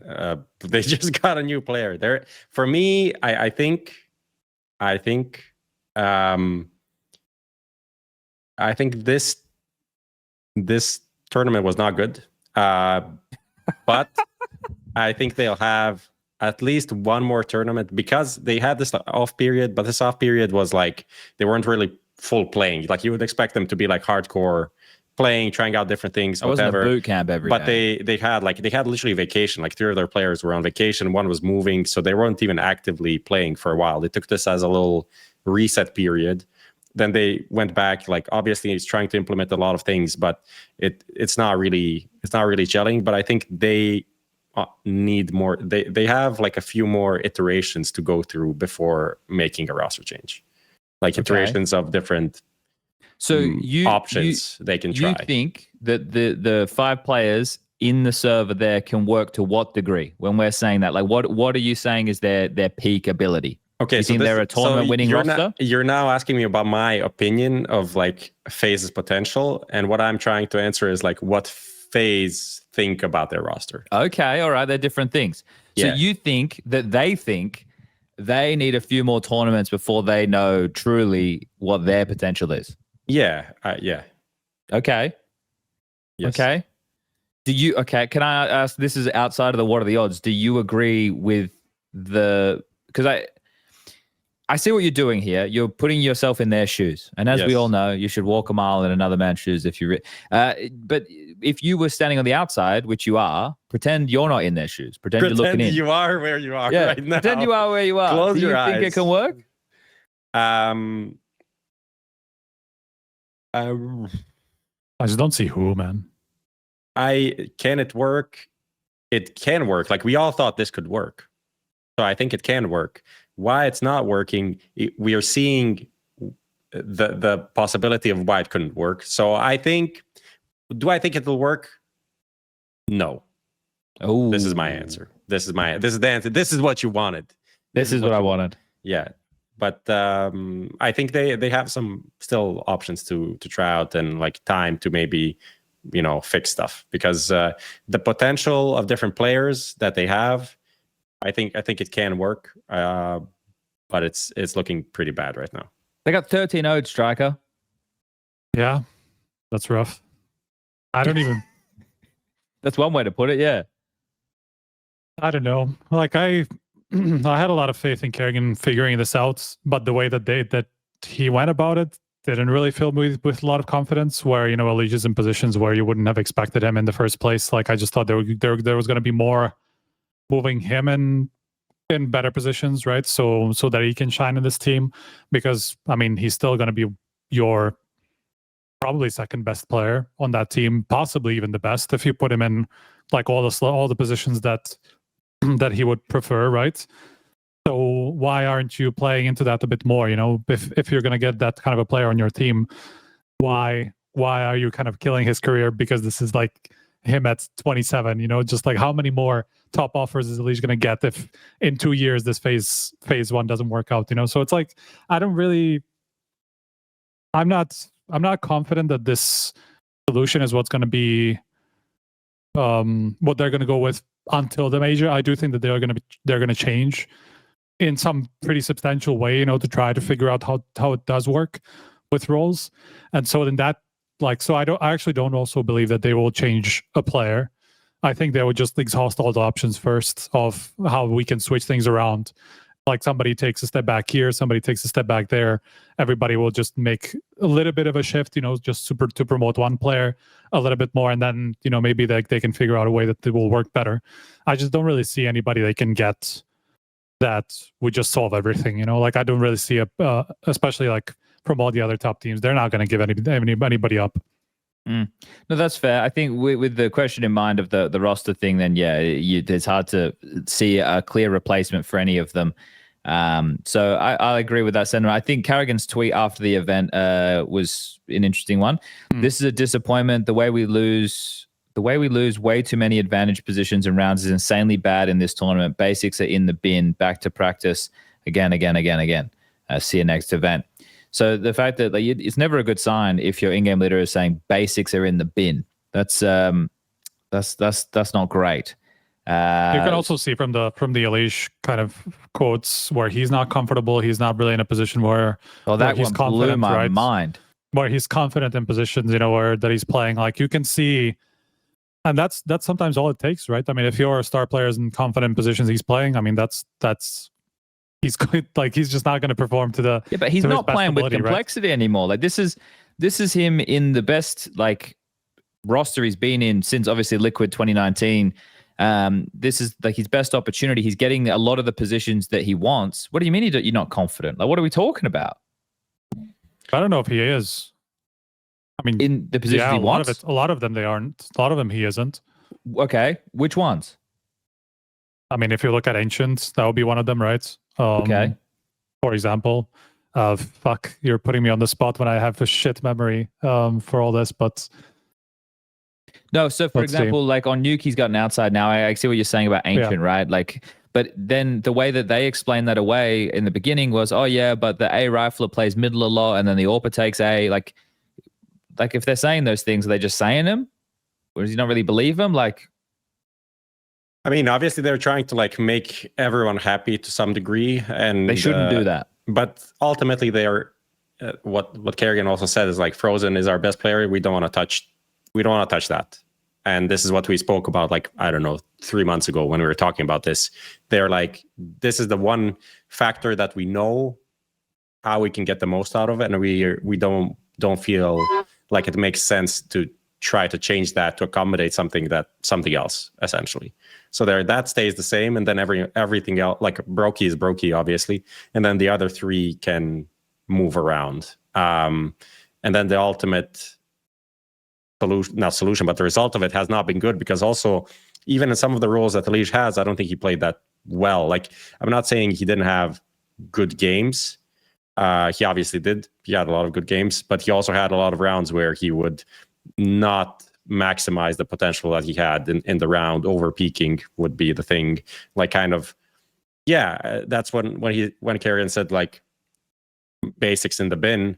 I feel like it's mostly about Elige in this case, because like it's not like his skill level is bad, but some of the decisions would end up going in the wrong direction. And then also the overarching thing also that karrigan spoke about is like Elige came in and he tried to bring in a lot of things that he thought would help the team, but ended up counterproductive in terms of, this is why I'm also giving them more time, because the way this was explained, and obviously this could also be complete lie, but I don't think it is. I'm choosing to believe it, is that like Elige wanted to like simplify comms. We also heard this in an interview and stuff like this, like maybe do things a bit differently.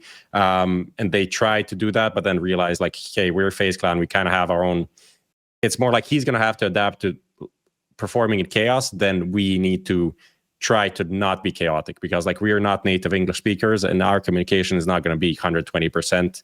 It's going to be 70-80%, and then the rest we'll have to fix with our individual skill and like not communication, but like team play, essentially. And that team play part is missing, because they're not making the most out of the situations. They're actually, like, I would say, underperforming to the situations they have on the map sometimes. I'm just looking now, right? Because we were talking about the spots. Now I'm on Nero's, like tab loud, whatever the fuck it is. And I don't know if it's up to date as of the last matches they played or whatever, but these are the spots that Elige has, right? And tell me if any of these don't sound like preferential. CT Ancient, middle. CT Anubis, middle. CT Dust 2, A Rotator. CT Inferno, A Rifler. CT Mirage, Connector. Nuke, outside. Train, Pop Dog. Yeah, no, I mean, I think they're pretty good overall for the CT side, for sure. this is CT, right? So Yeah. can you say that? Can you do the same thing for the other I'm half? heading to T now. Yeah, hold up. Like CT, I think there would be all the spots he would want, I would imagine. Ancient, middle. Anubis, middle. Dust 2, lower B. Inferno, Boiler. Maybe he'd want Banana. Yeah. Mirage, B extremity. So, yeah, okay. Also That's not great, yeah. What else we got? But who's the mid control pack then? Is it? This That must be right here. Probably it's gotta be Rain karrigan, Rain Broke, karrigan you know? still. Yeah. Yeah.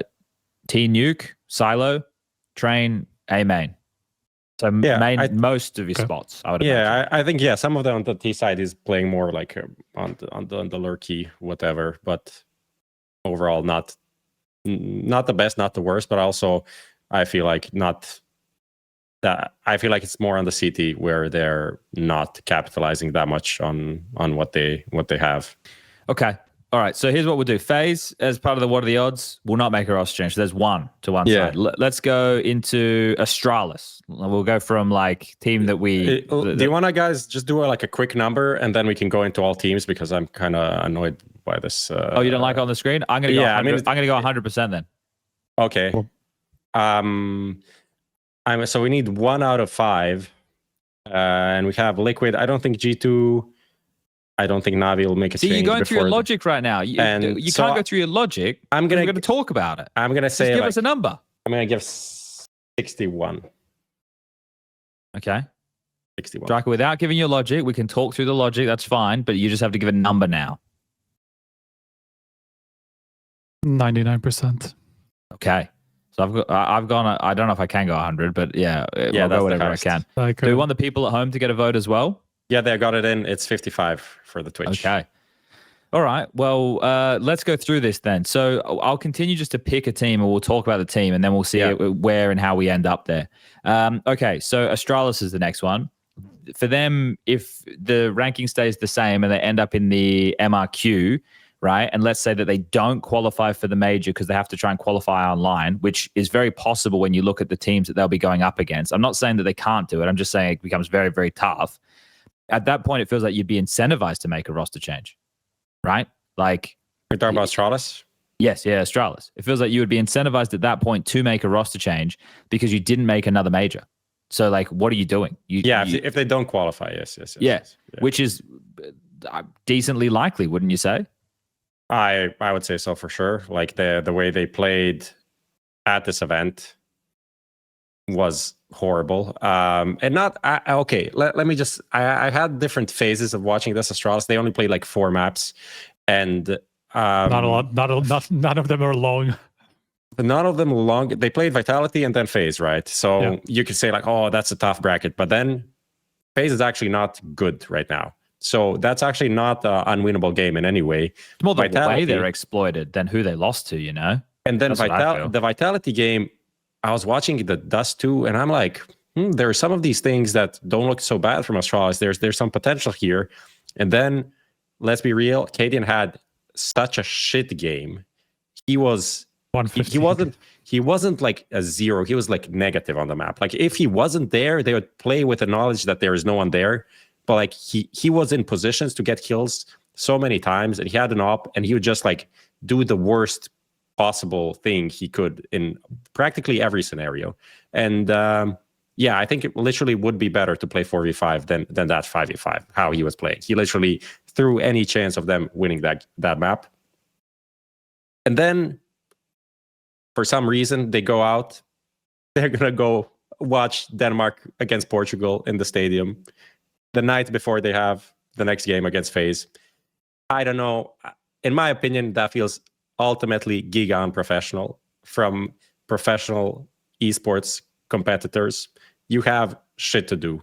I don't know what. You can watch the game on the TV. Like, you don't need to go to this. You can do a lot of things before your super important game against FaZe that if you win, we know now what the situation is with Astralis' major qualification. And we know already what happened to Astralis, missing 4 last majors, 5 out of the last 6. We know that Astralis is like financially in shit position. We know that they paid huge buyouts for Yabi and Stown. cadiaN joined the team as well. They had to like cut people from staff so they can like keep afloat essentially. And they're like, then the device situation before the last qualifier, he was like, he can't play. And now they're like, yeah, we have a super omega important game tomorrow. Let's go watch some football, guys. Like, what the fuck is this? Can you? And it's not even about actually being there and practicing, but it's also about like, do you have no shame after everything that people around in this organization have gone through to be like humble and be like, put my head down and work hard, or at least look like I'm working hard? Is it so hard? I wonder how much that was playing. Like, I'm just trying to play devil's advocate here, right? I'm not trying to defend anybody here, but I'm just trying to understand why they do that. And like the Team only bonding experience. the only possible explanation, I mean, it is effectively that, but the only possible explanation is you're under so much fucking pressure to make this major. Like, you can't believe. Like, there's talk of like the players getting like salary cuts, you know, because of the organization, like cuts at the organization staff, all that stuff. There's so much fucking pressure on making the majors after you haven't made it for four consecutive times that it's like, you have to take the edge off in some way. Like how do we make sure that the players aren't just like in their heads constantly thinking about like what happens if we lose the next match and all that stuff. Like we know that they're not good under that pressure. We can say that much. Like we've seen it too many times now in like when major pressure is on the line, Astralis just do not perform. 4 times in a row now that happened. Let's say 3. Let's ignore the device situation, you know, which, you know, has just obviously put them in a shit spot, but you're not expecting them to qualify without device. So okay, let's take that one out of the equation. But still, like we've seen them fail major qualifiers in 3 consecutive times before that. So I don't know, man. Like they've consistently underperformed under the biggest pressure where there's majors on the line, and this is just a continuation of that. Do you want the actual fix? And you're gonna think I'm crazy until I explain it. Go for it. HooXi. I don't think that's crazy at all. That's crazy? Literally the most obvious solution that they have at the moment. It's crazy. HooXi's crazy. Why is it crazy? No, it's not. But it makes so much sense because this is the in-game leader that when he was at G2, he wasn't playing the positions, right? Where he'd be playing the cadiaN positions, which are the site anchor positions. When you look at G2, he wasn't playing the map control positions because they had somebody like Nico doing it. Now I'm about to make a crazy comparison, guys. Crazy comparison.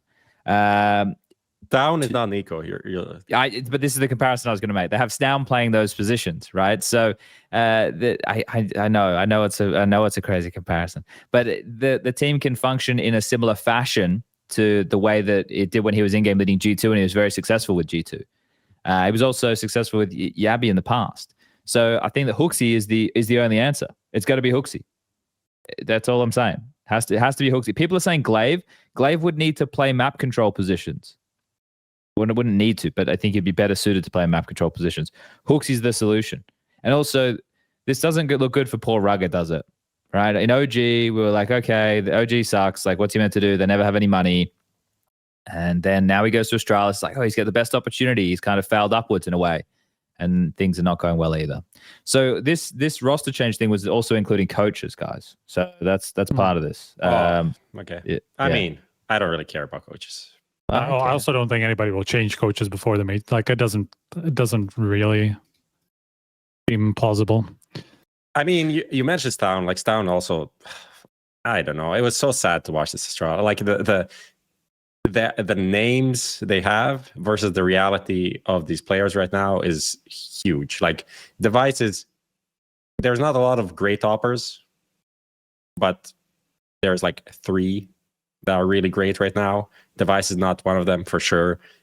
Down, most setup player in the world for a 109 rating or whatever that he can post is just what is the point even? What is even the point? I'm so done. I'm so done. So to return to what are the odds? Like I think if they don't, I think they'll try and qualify for the major with this roster. If they don't qualify for the major, they'll make a roster change after that. So that's where I'm at. I mean, that could still be before the major. So yeah, that is. Yes, I agree. I think it would still be before the major. Why would you not start ASAP? Yeah, you should that definitely ASAP. increases the odds. I mean, that's one of the biggest teams that increases the odds a lot for me. Yeah. Because I can absolutely imagine them being like the 11th team now. They can still make it straight, by the way. There's still a world. Yes. But I can totally imagine a world where they it's just 6 spots in a 16-team online qualifier. Shit goes wrong very fast in those situations. And again, Astralis are not good under that pressure. So I can that alone would is above 50% for me, to be honest. This brings me to the next one, right? Because G2, so we'll go from team who we think maybe, which was FaZe, into a team that we think probably, into a team that we think, I guess for the general consensus would be probably not with G2. This is for me, that's based off of the success that they've had here in Lisbon. So beating the Mongols, that's the best team they've beaten this year, right? Which was a big win, and they absolutely owned Mongols. So respect to G2 for that. I think the thing I've spoken about with G2 a couple of times this year already is the situation they find themselves in is replacing NiKo is not as simple as just a player taking over those roles. And HeavyGold wasn't the NiKo replacement, even though he was the replacement for the 5th slot on the team. It's a whole lot more than that. And you even heard from Malbs in a tweet saying, he hasn't been super confident in the positions he's playing, et cetera, et cetera.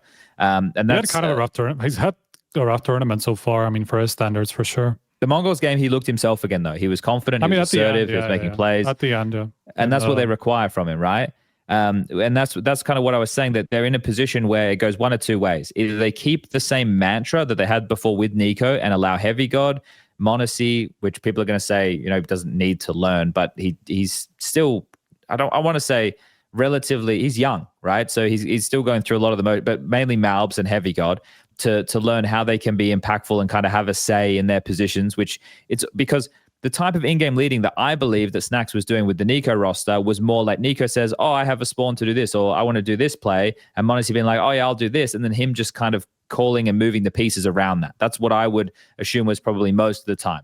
Right? Yeah. It wasn't like a system that, when I say system, I mean one where, he's got every round kind of planned out perfectly. Things are quite fluid, I would imagine, with G2. If you want to follow that mantra going forward, I think that's okay, but you need to allow these to fail, right? You need to allow Malbs to fail and then find his way to success. The same with HeavyGod. They need to learn. Then the other alternative was, okay, well, just get rid of Snax and then bring in a guy that is going to be, bringing you more set strategies and have more of a say, like maybe a siuhy, right? That was the conversation.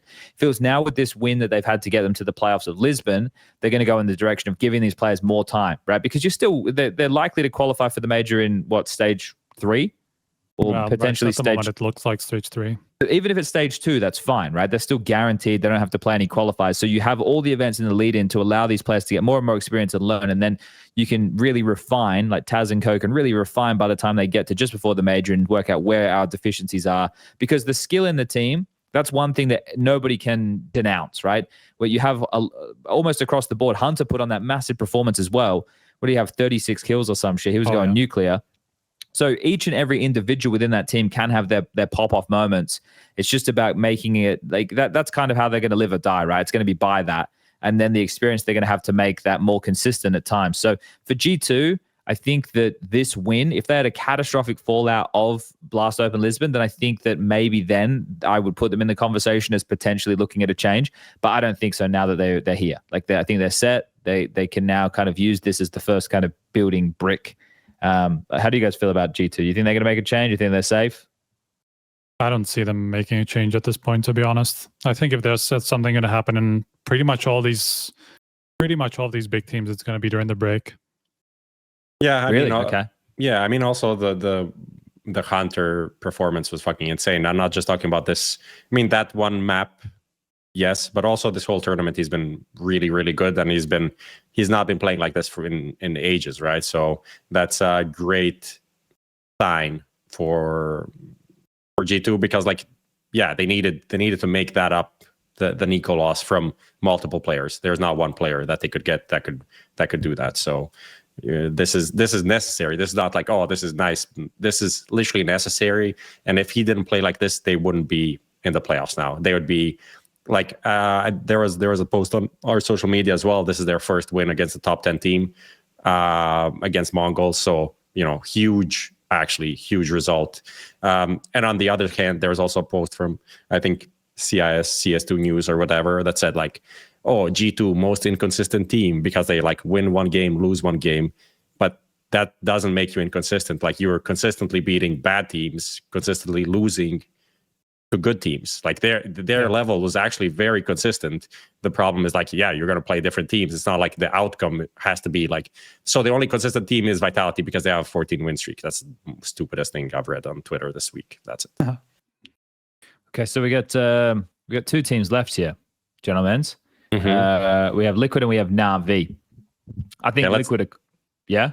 Yeah, let's start with either. Maybe start with NAVI so you can leave your favorites for NAVI's probably shorter. Yeah.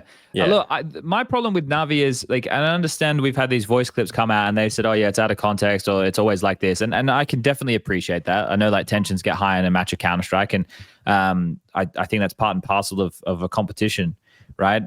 But the problem is they need like a atmosphere changing win, because they're not playing like the game that they lost. I understand it was a seeding game to EF, but they didn't look like they were in that series at all. Like it didn't like, you could say, oh, it doesn't matter a lot to them. I feel like it matters because you would have been on the other side of the bracket. You have to play Spirit into Vitality. Like I would have wanted to be sitting in the semi while Mouse take on G2. Like that would be preferential to me if I was a team wanting to go deep in an event. Like it feels, I understand. I made the case in the Mouse versus Vitality series that the intensity for Vitality might not be there because it is just a seeding game and it's hard to get out of bed for that, and they're already so dominant. I wouldn't make that same conversation for Navi. After they destroyed Mao's already before in that final, right? They're probably thinking, okay, we're just so far ahead of everybody. You know? Yeah. So, but I wouldn't make that same conversation for Navi. Like every win for Navi is an important win at the moment because they're trying to get back on that horse. Right? They beat M80, but that was a series that went 3. They beat Mongols, but that was a series that went 3. And there was one map in there. What was it? The second one, Inferno. Furia, they beat first. Oh, that's right. Yeah, sorry. It was Mongols versus M80. Yeah. Yeah. Okay. So Navi against Furia, that was a 2-0, but one of the games went overtime. Then they beat the Mongols, but they got 13-1 on Inferno, and then they only just got past on Mirage. That was a great game, the overtime match of Mirage, 16-13, and then they get blown out by EF. So there's clearly not something working in Navi. Like that goes without saying because they're not winning. They're not looking like themselves.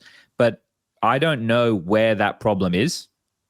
Like I can't pinpoint it. Like I can't put it on one player or anything like that. Like it's so hard. We had Bits like play his worst series of the worst series of his career. You 9 kills or something. Yeah, something like that in that the Eternal Flower game, right? So and he had a terrible game in that Mongol series as well, like in the 13-1. Then you have JL like having some of these matches, maybe not so much this event. I don't remember how he did. Actually, he's not been that great either. I see. He's just not at the same level as well, you know. So it's not like you can say one player is the problem. But could it be like as simple as having one player change could be a refresher to the atmosphere? Because that's that can also happen. That can always happen with a team that's been together for as long as this, right? So when did they? That's a year and a half almost, right? Since Wonderful came in. Yeah. So what? That was start of 2024, right? Yeah. Not start of 24. It was like end of 23. End of 23 into Sydney, right? Was was like the last event. So that was like October and September, something like that. I don't remember. So yeah, I mean that's a long time to be for one team to be together. But we know Navi to be that. So I don't know if that's necessarily the problem. But I also think like when I'm saying they don't look like themselves, they haven't looked like themselves for some time, right? You have to reflect back on the major of last year that they struggled at as well. So this isn't just a 2025 problem. I mean, if anything, I think it's more the last 2 events, right? Because they went into the year and lost 2 games to Spirit, right? Then we thought, okay, seems like Navi's still fine. It's just like, let's say they're not the world's best team. They're not going to be winning titles, but it's only the other top 5 teams that they're losing to, right? But that's not been the case since then. I mean, they lost to Mongols in Katowice, right? And then they've lost to a couple of more teams now. So it's not exactly the same position that they're in now. At least I felt like they were on a good track at the beginning of the year. Yeah, I definitely think roster change is coming. I don't think it's going to happen. Like, I don't think it's going to happen before the major, but I think it's going to happen because, like, kind of what you said. Like, if you don't know what is wrong, and it's kind of like I don't know, it's just there. The vibes are off. You need to change something. Like, you can't go on forever just like with the team that is based on like past potential or past accomplishments. Yes, yeah. But also like they're based on like good team play, not like we have 3 best players that can just own everyone, because they don't have these players. Like, their best player, in my opinion, is Bit, and he's like super consistent. but now he had his worst series of all time. So maybe he's not. If your super consistent guy is not super consistent, then what do you have? Like, where is the floor for this team? It seems the floor is like every tournament we find there's a new floor, which is worse. So obviously they still have peaks. It's not like they're completely out there, but like they could have been eliminated by, like, they could have lost that game to Mongols for sure. Like that was some comebacks and some like miracle like moments. Three as well, yeah. And then they're like, Alexi B comes out and is like, this was a huge win for us, and that's like, damn, this it is, but it's also an indictment at the same time that like beating Mongols is a huge achievement for NAVI. I mean, they just lost to them in EPL, right? So maybe that's also part of it. So yeah, I know, but it's like this is not where this team should be. The problem I have is, right, they would need to have 2 crazy results back to back just to get to the grand final of this event right now, right? So if they do, that's great, because it'll be massively revitalizing of their confidence. But at the moment, that looks unlikely. So with the stretch that they have right now in the lead into the major, it feels like now would be a great time to agitate the team, well, in a positive way, right? What I should have said was stir things up by bringing in a fresh face or something that would hopefully bring the work ethic with it. I don't even know if the work ethic's a problem, but just change up the vibe, because it doesn't feel like they're that far away, but they're just not playing. They're not playing anywhere near the potential that the roster should have. So they're kind of living up to the post-major victory where Pimp gets on the mic immediately and says, yeah, well, this was a fluke. They're not going to be good again. Like that's where we are a year later. It's like they don't look good. So I don't know. I feel like something now could be good if they wanted to resuscitate their chances for the major. Otherwise, it feels like they're just going to be limping along into the major. It wouldn't be their modus operandi. Let's just say that, to just change 2 months before a major. It's not imaginable to me for Blade to do that. Like, it's not. I don't remember a case where NAVI like jumped the gun on a change or something like that. You know, so I just don't see it. Okay. They have some up potential player in the academy team. There's like there's some decent riflers around, and I think that's kind of where they could find an upgrade, because like as much as people want to shit on Wonderful, if you're not getting Monacy, why? Good luck, yeah. What are you doing? Like, and that seems an unlikely scenario still, given the world situation. Like Monacy, taking a photo with Monacy last year was drama, right? So them signing a Russian player doesn't seem possible at this point, unfortunately. Yeah. Okay, and then finally on this list of teams is Liquid, who have made what feels like no progress, at least as far as if you're looking at results are concerned. It looks like it's always the same or similar problems. You look every couple of events, they're kind of changing a few positions, or it just doesn't look good, because if they're changing positions kind of frequently, and they've just made the roster change of bringing in Nerds at the start of the year. Obviously, he's a great signing. You're not getting rid of him. You're holding on to him. This is where, you know, I had the device situation, Prof, you know, where I can't believe again. And I don't believe that any of these guys who say they can be in-game leaders can be in-game leaders. I'm done. I don't know why I ever believed. As an in-game leader once upon a myself, I don't know why I ever believed. Why did I ever believe? Why did I think it was possible? Why did I think it was going to be the future? It doesn't look good. It looks bad. It doesn't look good. It looks bad.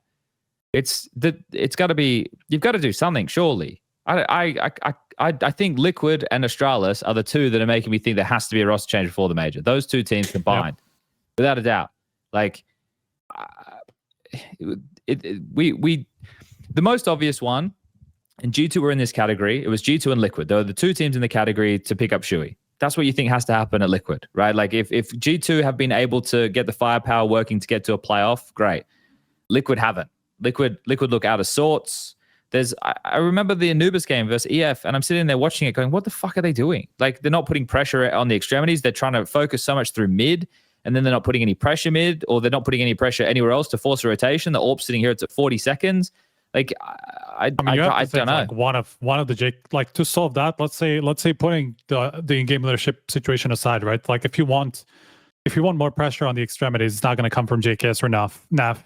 Like, one of those guys has to be more aggressive, right? Has to actively be in the I'm putting it on the right? calling striker. I'm not putting it on. Okay. Look at the game plan that they ran against EF. If you think like there's no way, right? The plan must have been let's get mid control first before we put pressure on extremities, because NAF and JKS were both super passive. That's not on them. Like you're not approaching that position, right, in a way where you're not doing anything if that's not the call. Right, but like, let's say you want to put less pressure on, the in-game leader being great at putting together a master plan, or maybe he is still not so experienced. So then you need players who are going to take more initiative on themselves, right, on the sides, so that they create more opportunities for a less experienced or less, masterful in-game leader to make all the right calls. Then they will be the ones who kind of dictate a lot more of your pace. So that's what I'm thinking, because I'm not sure. It could be siuhy, right? I mean, that's pretty much the one change that I think anybody can imagine. The experiment's over, bro. Yeah, but I think it would also make sense. Wouldn't you just like put nerds in one of these positions? Yes, and have siuhy be part of the pack? 100%. And then that's it. That's kind of it. Because that's kind of what nerds wants to play anyway. Kind of, maybe set him up a bit sometimes, have someone there to flash for him or whatever, to take some map control or whatever, or just leave him and let him do his own thing. Like Chad, the game that you were mentioning, I was also watching like super intently, and it looked so sad the way they were like, EF was just like it's just block E-box with all the utility we have. And by the end of the round, it's like 15 seconds left. They still don't have E-box. And that's where like Nerds is just waiting outside for like these smokes and mollies to like go away. But they're just using all of them there, using none of them on like the actual extremities, because like NAF and JKS aren't actually using that space that is open. And they're just like running into sites with 10 seconds with no map control, no pressure on the sites. It's just like super obvious where they're going. So it was, it's not good. It's not only like that, it's also like how bad they are at like there's a few games now that I've been casting, and they've done the hard graft. They've brought the game back. They've won the multiple rifle rounds in a row. They put the team on an eco or a light buy, and then they lose that round. Or it's like they lose a 5v3. It's like, what you're not going to ever win a game like that. There was a series, which series was it? Let me double check. Imperial, they got past. That was 2-1. In the Mongols game, right? The scoreline is 13-7, 13-8. They're surprisingly in both of those series. Like, if you go back and look at some of the rounds that they fumbled, like they were in both of those series. Like I think that they had Mongols on Eternal Fire you're talking about? Sorry, Mongols Liquid. Maybe it was the EF game. Let me double check here. I'm trying to remember either of those, to be honest. It's 13-7, 13-7. I'm pretty sure they did lose some like ecos and light buys as well to EF, right? Like but they were in them, and then they lose these like really bad rounds, and it's like you're never winning a game like that. Like you're never winning a game like that. It's not going to happen. So I think that the like I said, the experiment has to be over. They need to be done. I never am ever going to trust a star player ever again who says that they're going to be an in-game leader. It's done. And I don't know. They had that little flash when Ultimate was fucking amazing at the beginning, and we were all like, Twistzz he's a magician, man. Like, how did he pull that off? And then we've come back down to reality now. Yeah. So between Liquid and Astralis, I think one, if not both of those teams will make changes before the major. That's I can imagine that. So that's I think Astralis just like changes the effect. Like I don't see how they don't, if they don't make it to the major, to be honest. Or just the whole thing fucking falls apart. I don't know what's going to happen there. But I guess that would be a roster change. How does this sound, right? If m0NESY ends up going to Falcons from G2, Device to G2. All right. And then okay. I don't know. I'm just throwing things out there right now. I mean, you have to do more than that if you want G2 to be good, to be anywhere near titles, right? Okay, then Device somewhere else then. I mean, Device can go to G2. It's not like that's a problem. Like, you're not going to replace m0NESY. Let's just say that. No, but it's more m0NESY. like you have to do it in the aggregate. You have to get somebody else as an improvement as well. Yeah. Okay. All right. Well, what else happened at Blast that we should talk about? Oh, what was the what was the percentage, by the way? I missed it. I know that was about half an hour ago. But... it was pretty high. I mean, 1.27 odds for yes, 4.76 for no. Okay, 79% to 21%. They will make a roster change, right? Yes. Yeah. Yeah. Okay. Well, what did you go, Prof? 61. It was low. Because you and I gave like 99% striker. Yeah. Yeah. I did 61. Yes. Okay. All right. What else was there? Mongols was probably the most disappointing loss from my perspective against G2. Just in the sense that I would have liked the narrative of the year to continue with Mongols making it to playoffs and getting reps in. So seeing them lose on Ancient and Dust 2. Dust 2 wasn't close. Ancient was. But seeing them lose that series kind of sucks for the Mongol storyline going forward. Maybe they needed a loss like that. I don't know. I think it's obviously a good thing for G2. I like the fact we have that org and the players in there contending for trophies too. I mean, not saying Monacy in the playoffs sucks. Let's just say that. That's true. So, like, it's better if he's there. And it's, like, actually a pretty stacked bracket now in terms of big names, you know? Yeah, in terms of big names, for sure. Spirit Na'Vi is the opening game on one of the, maybe not the opening game, but it's like the top half of the bracket plays into Vitality, and then Mouse versus G2, which I think can be really brawly. That could be fun. I mean, we just saw that, right? In EPL? Yeah. Yeah. And that went to 3 maps. I mean, that was the fucking crazy Inferno game, right? Where they almost threw it and all that stuff.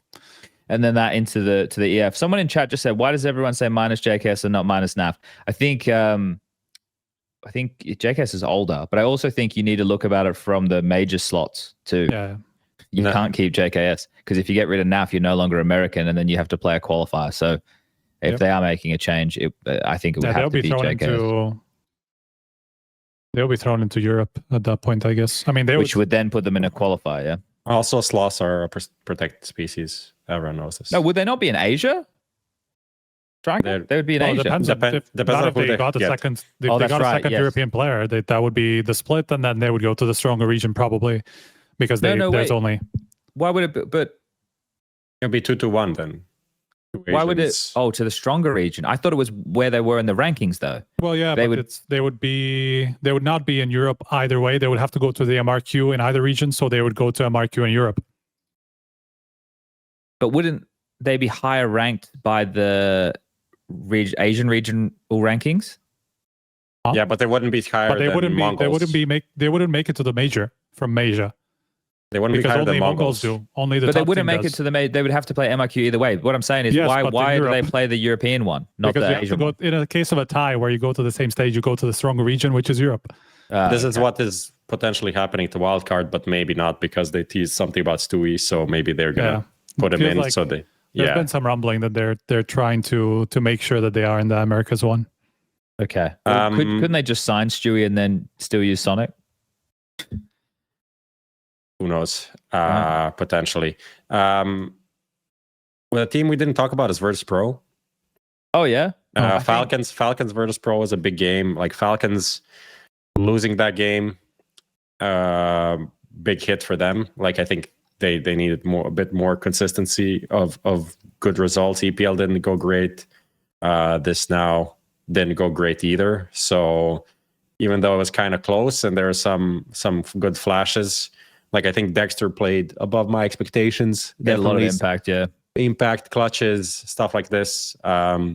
He's like working towards, obviously we were talking about, are they going to keep their spots and stuff like this. I think he's making a good argument for keeping him on the roster, especially with the state of operas in general. But then again, I think VP actually looked pretty good overall. I think like throughout these tournaments they also grew quite a bit, and they're finally like showing the potential of the individuals. That is pretty high up there. I think like Electronic had some really good maps, had some pretty bad maps. It's kind of weird to see him be the B anchor on Mirage. Feels so out of place to be like, wait, he's actually there. He's I think he's growing into the role of the IGL and captain overall. So looking better. Actually, I think the main thing to say is like Virtus Pro is watchable again. Yeah, I think they're getting back some fans. Like it seems a bit more fun. I still don't love some of their approaches on the maps, but maybe that is just newer team and they're going to add to that. But when they're picking maps like Ancient and then the way that they're approaching the T set, I'm like, It's very pack not on heavy, meta. very pack heavy, very just like waiting. Yeah, Yeah. I'm not sure if we would have looked at it the same way if they hadn't pulled out that comeback, though, because they could have just gone out 1-2 after getting The destroyed FaZe by win. Vitality. But the FaZe win was is the still a big good one, win. of course. Yeah, I think the biggest one for me is that Flamus actually had probably his 2 biggest games in Virtus Pro so far, and that phase 1 and against Falcons after that. Like those 2 games are probably a massive confidence booster to Flamus, who's been kind of struggling going back and forth, being changed in a lot of the positions, so to get like to feel again like that he can have these games that he had in Game of Legion. Maybe he had like big maps sometimes, but he never really showed that in Virtus Pro against the better teams until now. So that happening is a big plus for sure. I'm sure losing to Vitality and Spirit if you're a Virtus Pro, even if okay it's with that, relatively surely. one-sided games, I guess you're Yeah. going to be okay with that. That's like top 5 teams. I'm sure you want to be on that level, but at the moment where you've been for I don't know how long now, being a top 10 stable team is the first step for Virtus Pro to feel like they can, keep progressing. So I think overall, yeah, if it wasn't for that comeback, I probably would not be this positive. And it's just like one game where they look good and then they get destroyed in all the others. So it's a bit hard to look at it as such a positive result. But the comebacks are so impressive, though. That's Three true. comebacks. Like first one It was failed, like and then two 9-3, successful 8-4, ones. What was it? It was 9-3, 9-3, 9-3, and 7-5. 12-5. Yeah, 12-5. 9-3, 9-3, 12-5. That they all made close results. Yeah. And I think it's interesting also, like, I think there were some comments from Electronic on Flamus on himself. Like, he obviously played well, but he's still a player that's going to make mistakes, and the kind of mistakes that they're going to piss the shit out of Electronic when he sees them. I think they made some even in that like Inferno game when they had the match point, like a 4v2 B site after plant. And it was like Machine was like, he was finishing the game. He was casting, like finishing the game. He was setting everything up. And then like Flamus did some like wide swing for no reason and they managed to lose it. And I was like, what the fuck just happened? How'd they lose that? And then like 1 or 2 more overtimes before they managed to win that game, which was won. It was over. It was you don't lose that. Both teams had some pretty bad kind of round losses, or there was good clutches of players from there. It was a fun series. Okay, so what was the other team you mentioned? You said VP and who? VP and Falcons. Oh yeah, well they kind of I think it's fine. Like that's the thing. They're still trying to. It's a bad loss. It's one that hurts a lot, but I think that's fine. They are where they are. I don't put them in elite company yet, right? I think that they're playing to what I expect of them.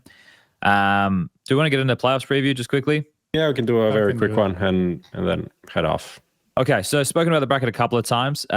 So I think that with the way that things went, Group A was the group of death. It had Mouse, Vitality, and Spirit in it. It's good that we got all 3 of those names out of that group. I think that's really important for the playoffs. Mouse beating Spirit again. So they did it again, right? How the fuck does that? I still am struggling to understand how that makes sense to me, to be honest. Mouse beating Spirit. Twice in this way as well. Like that's two super close games, that they just like brawl out. Like that's not the Mouse that we know from before, so much where they would be coming out on top of these games. I know it's not arena and all that stuff. We will see that against G2 if they're going to be at the same level, right? But still, like it's, jeez. Spirit looked a little bit like weird on Ancient as well. When I was watching this some moments, I was like, what the fuck is going on, Spirit? But it's hard to argue with the output that you're getting from the individuals on Mouse at the moment, right? Like, and they're getting a bit more sass. Like even Exertion was doing some shit talk too, which I liked. I liked the fact that Torji was arcing up at like, donk typing and the 1.1 rate and all this. I thought that was fun.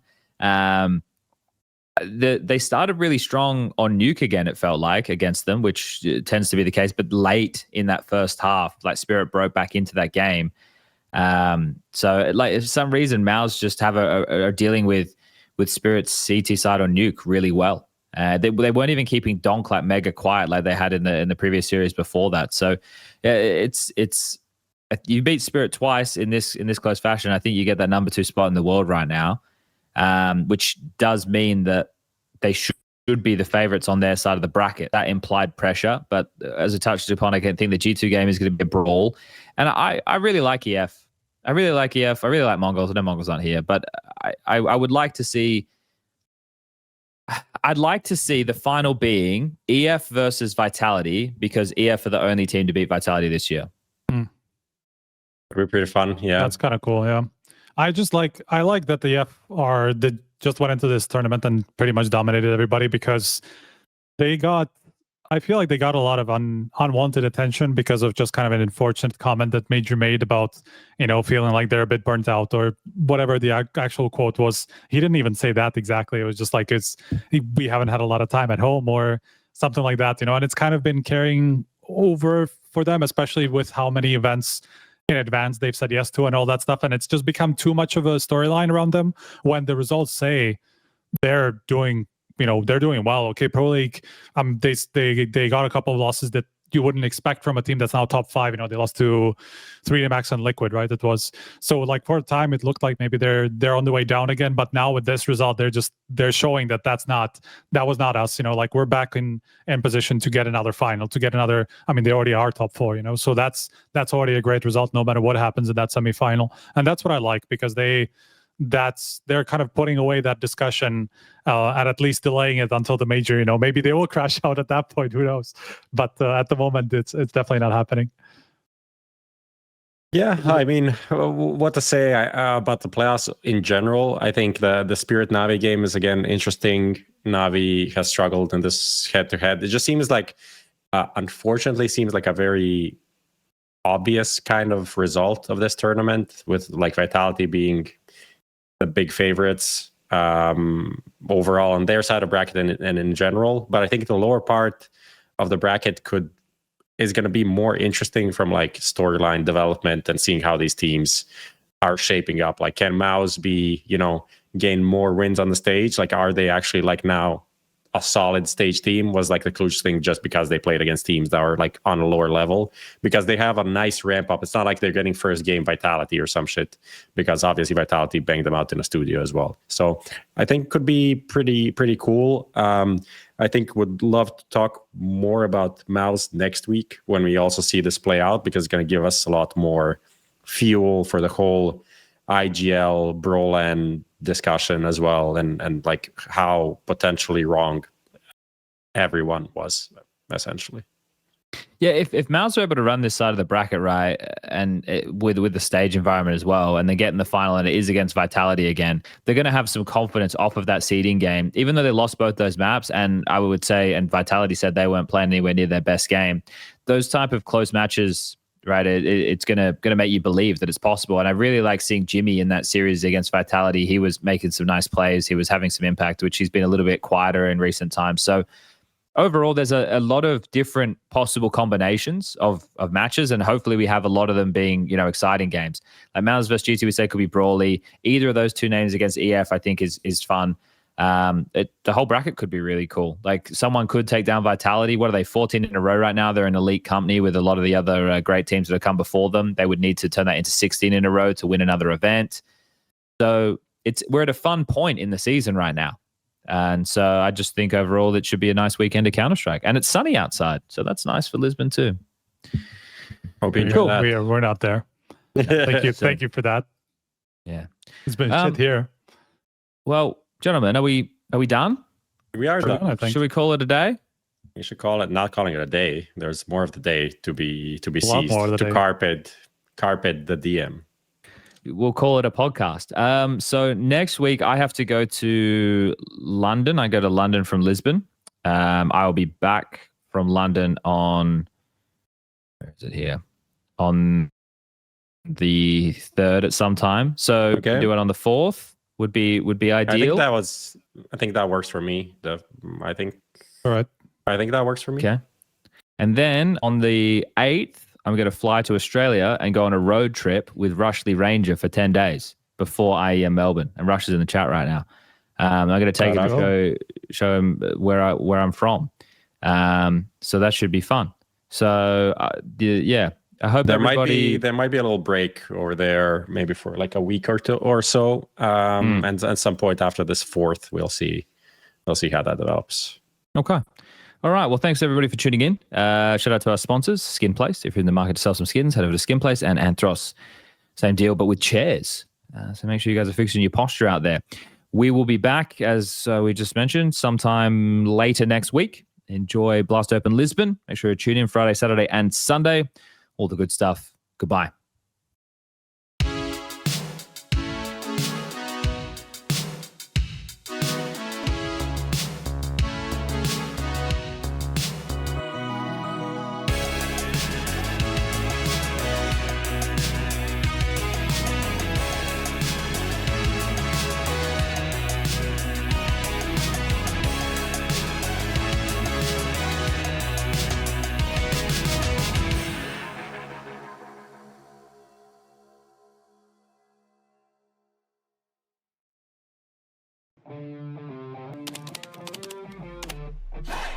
Sell in-game items at the best prices in just a couple of clicks.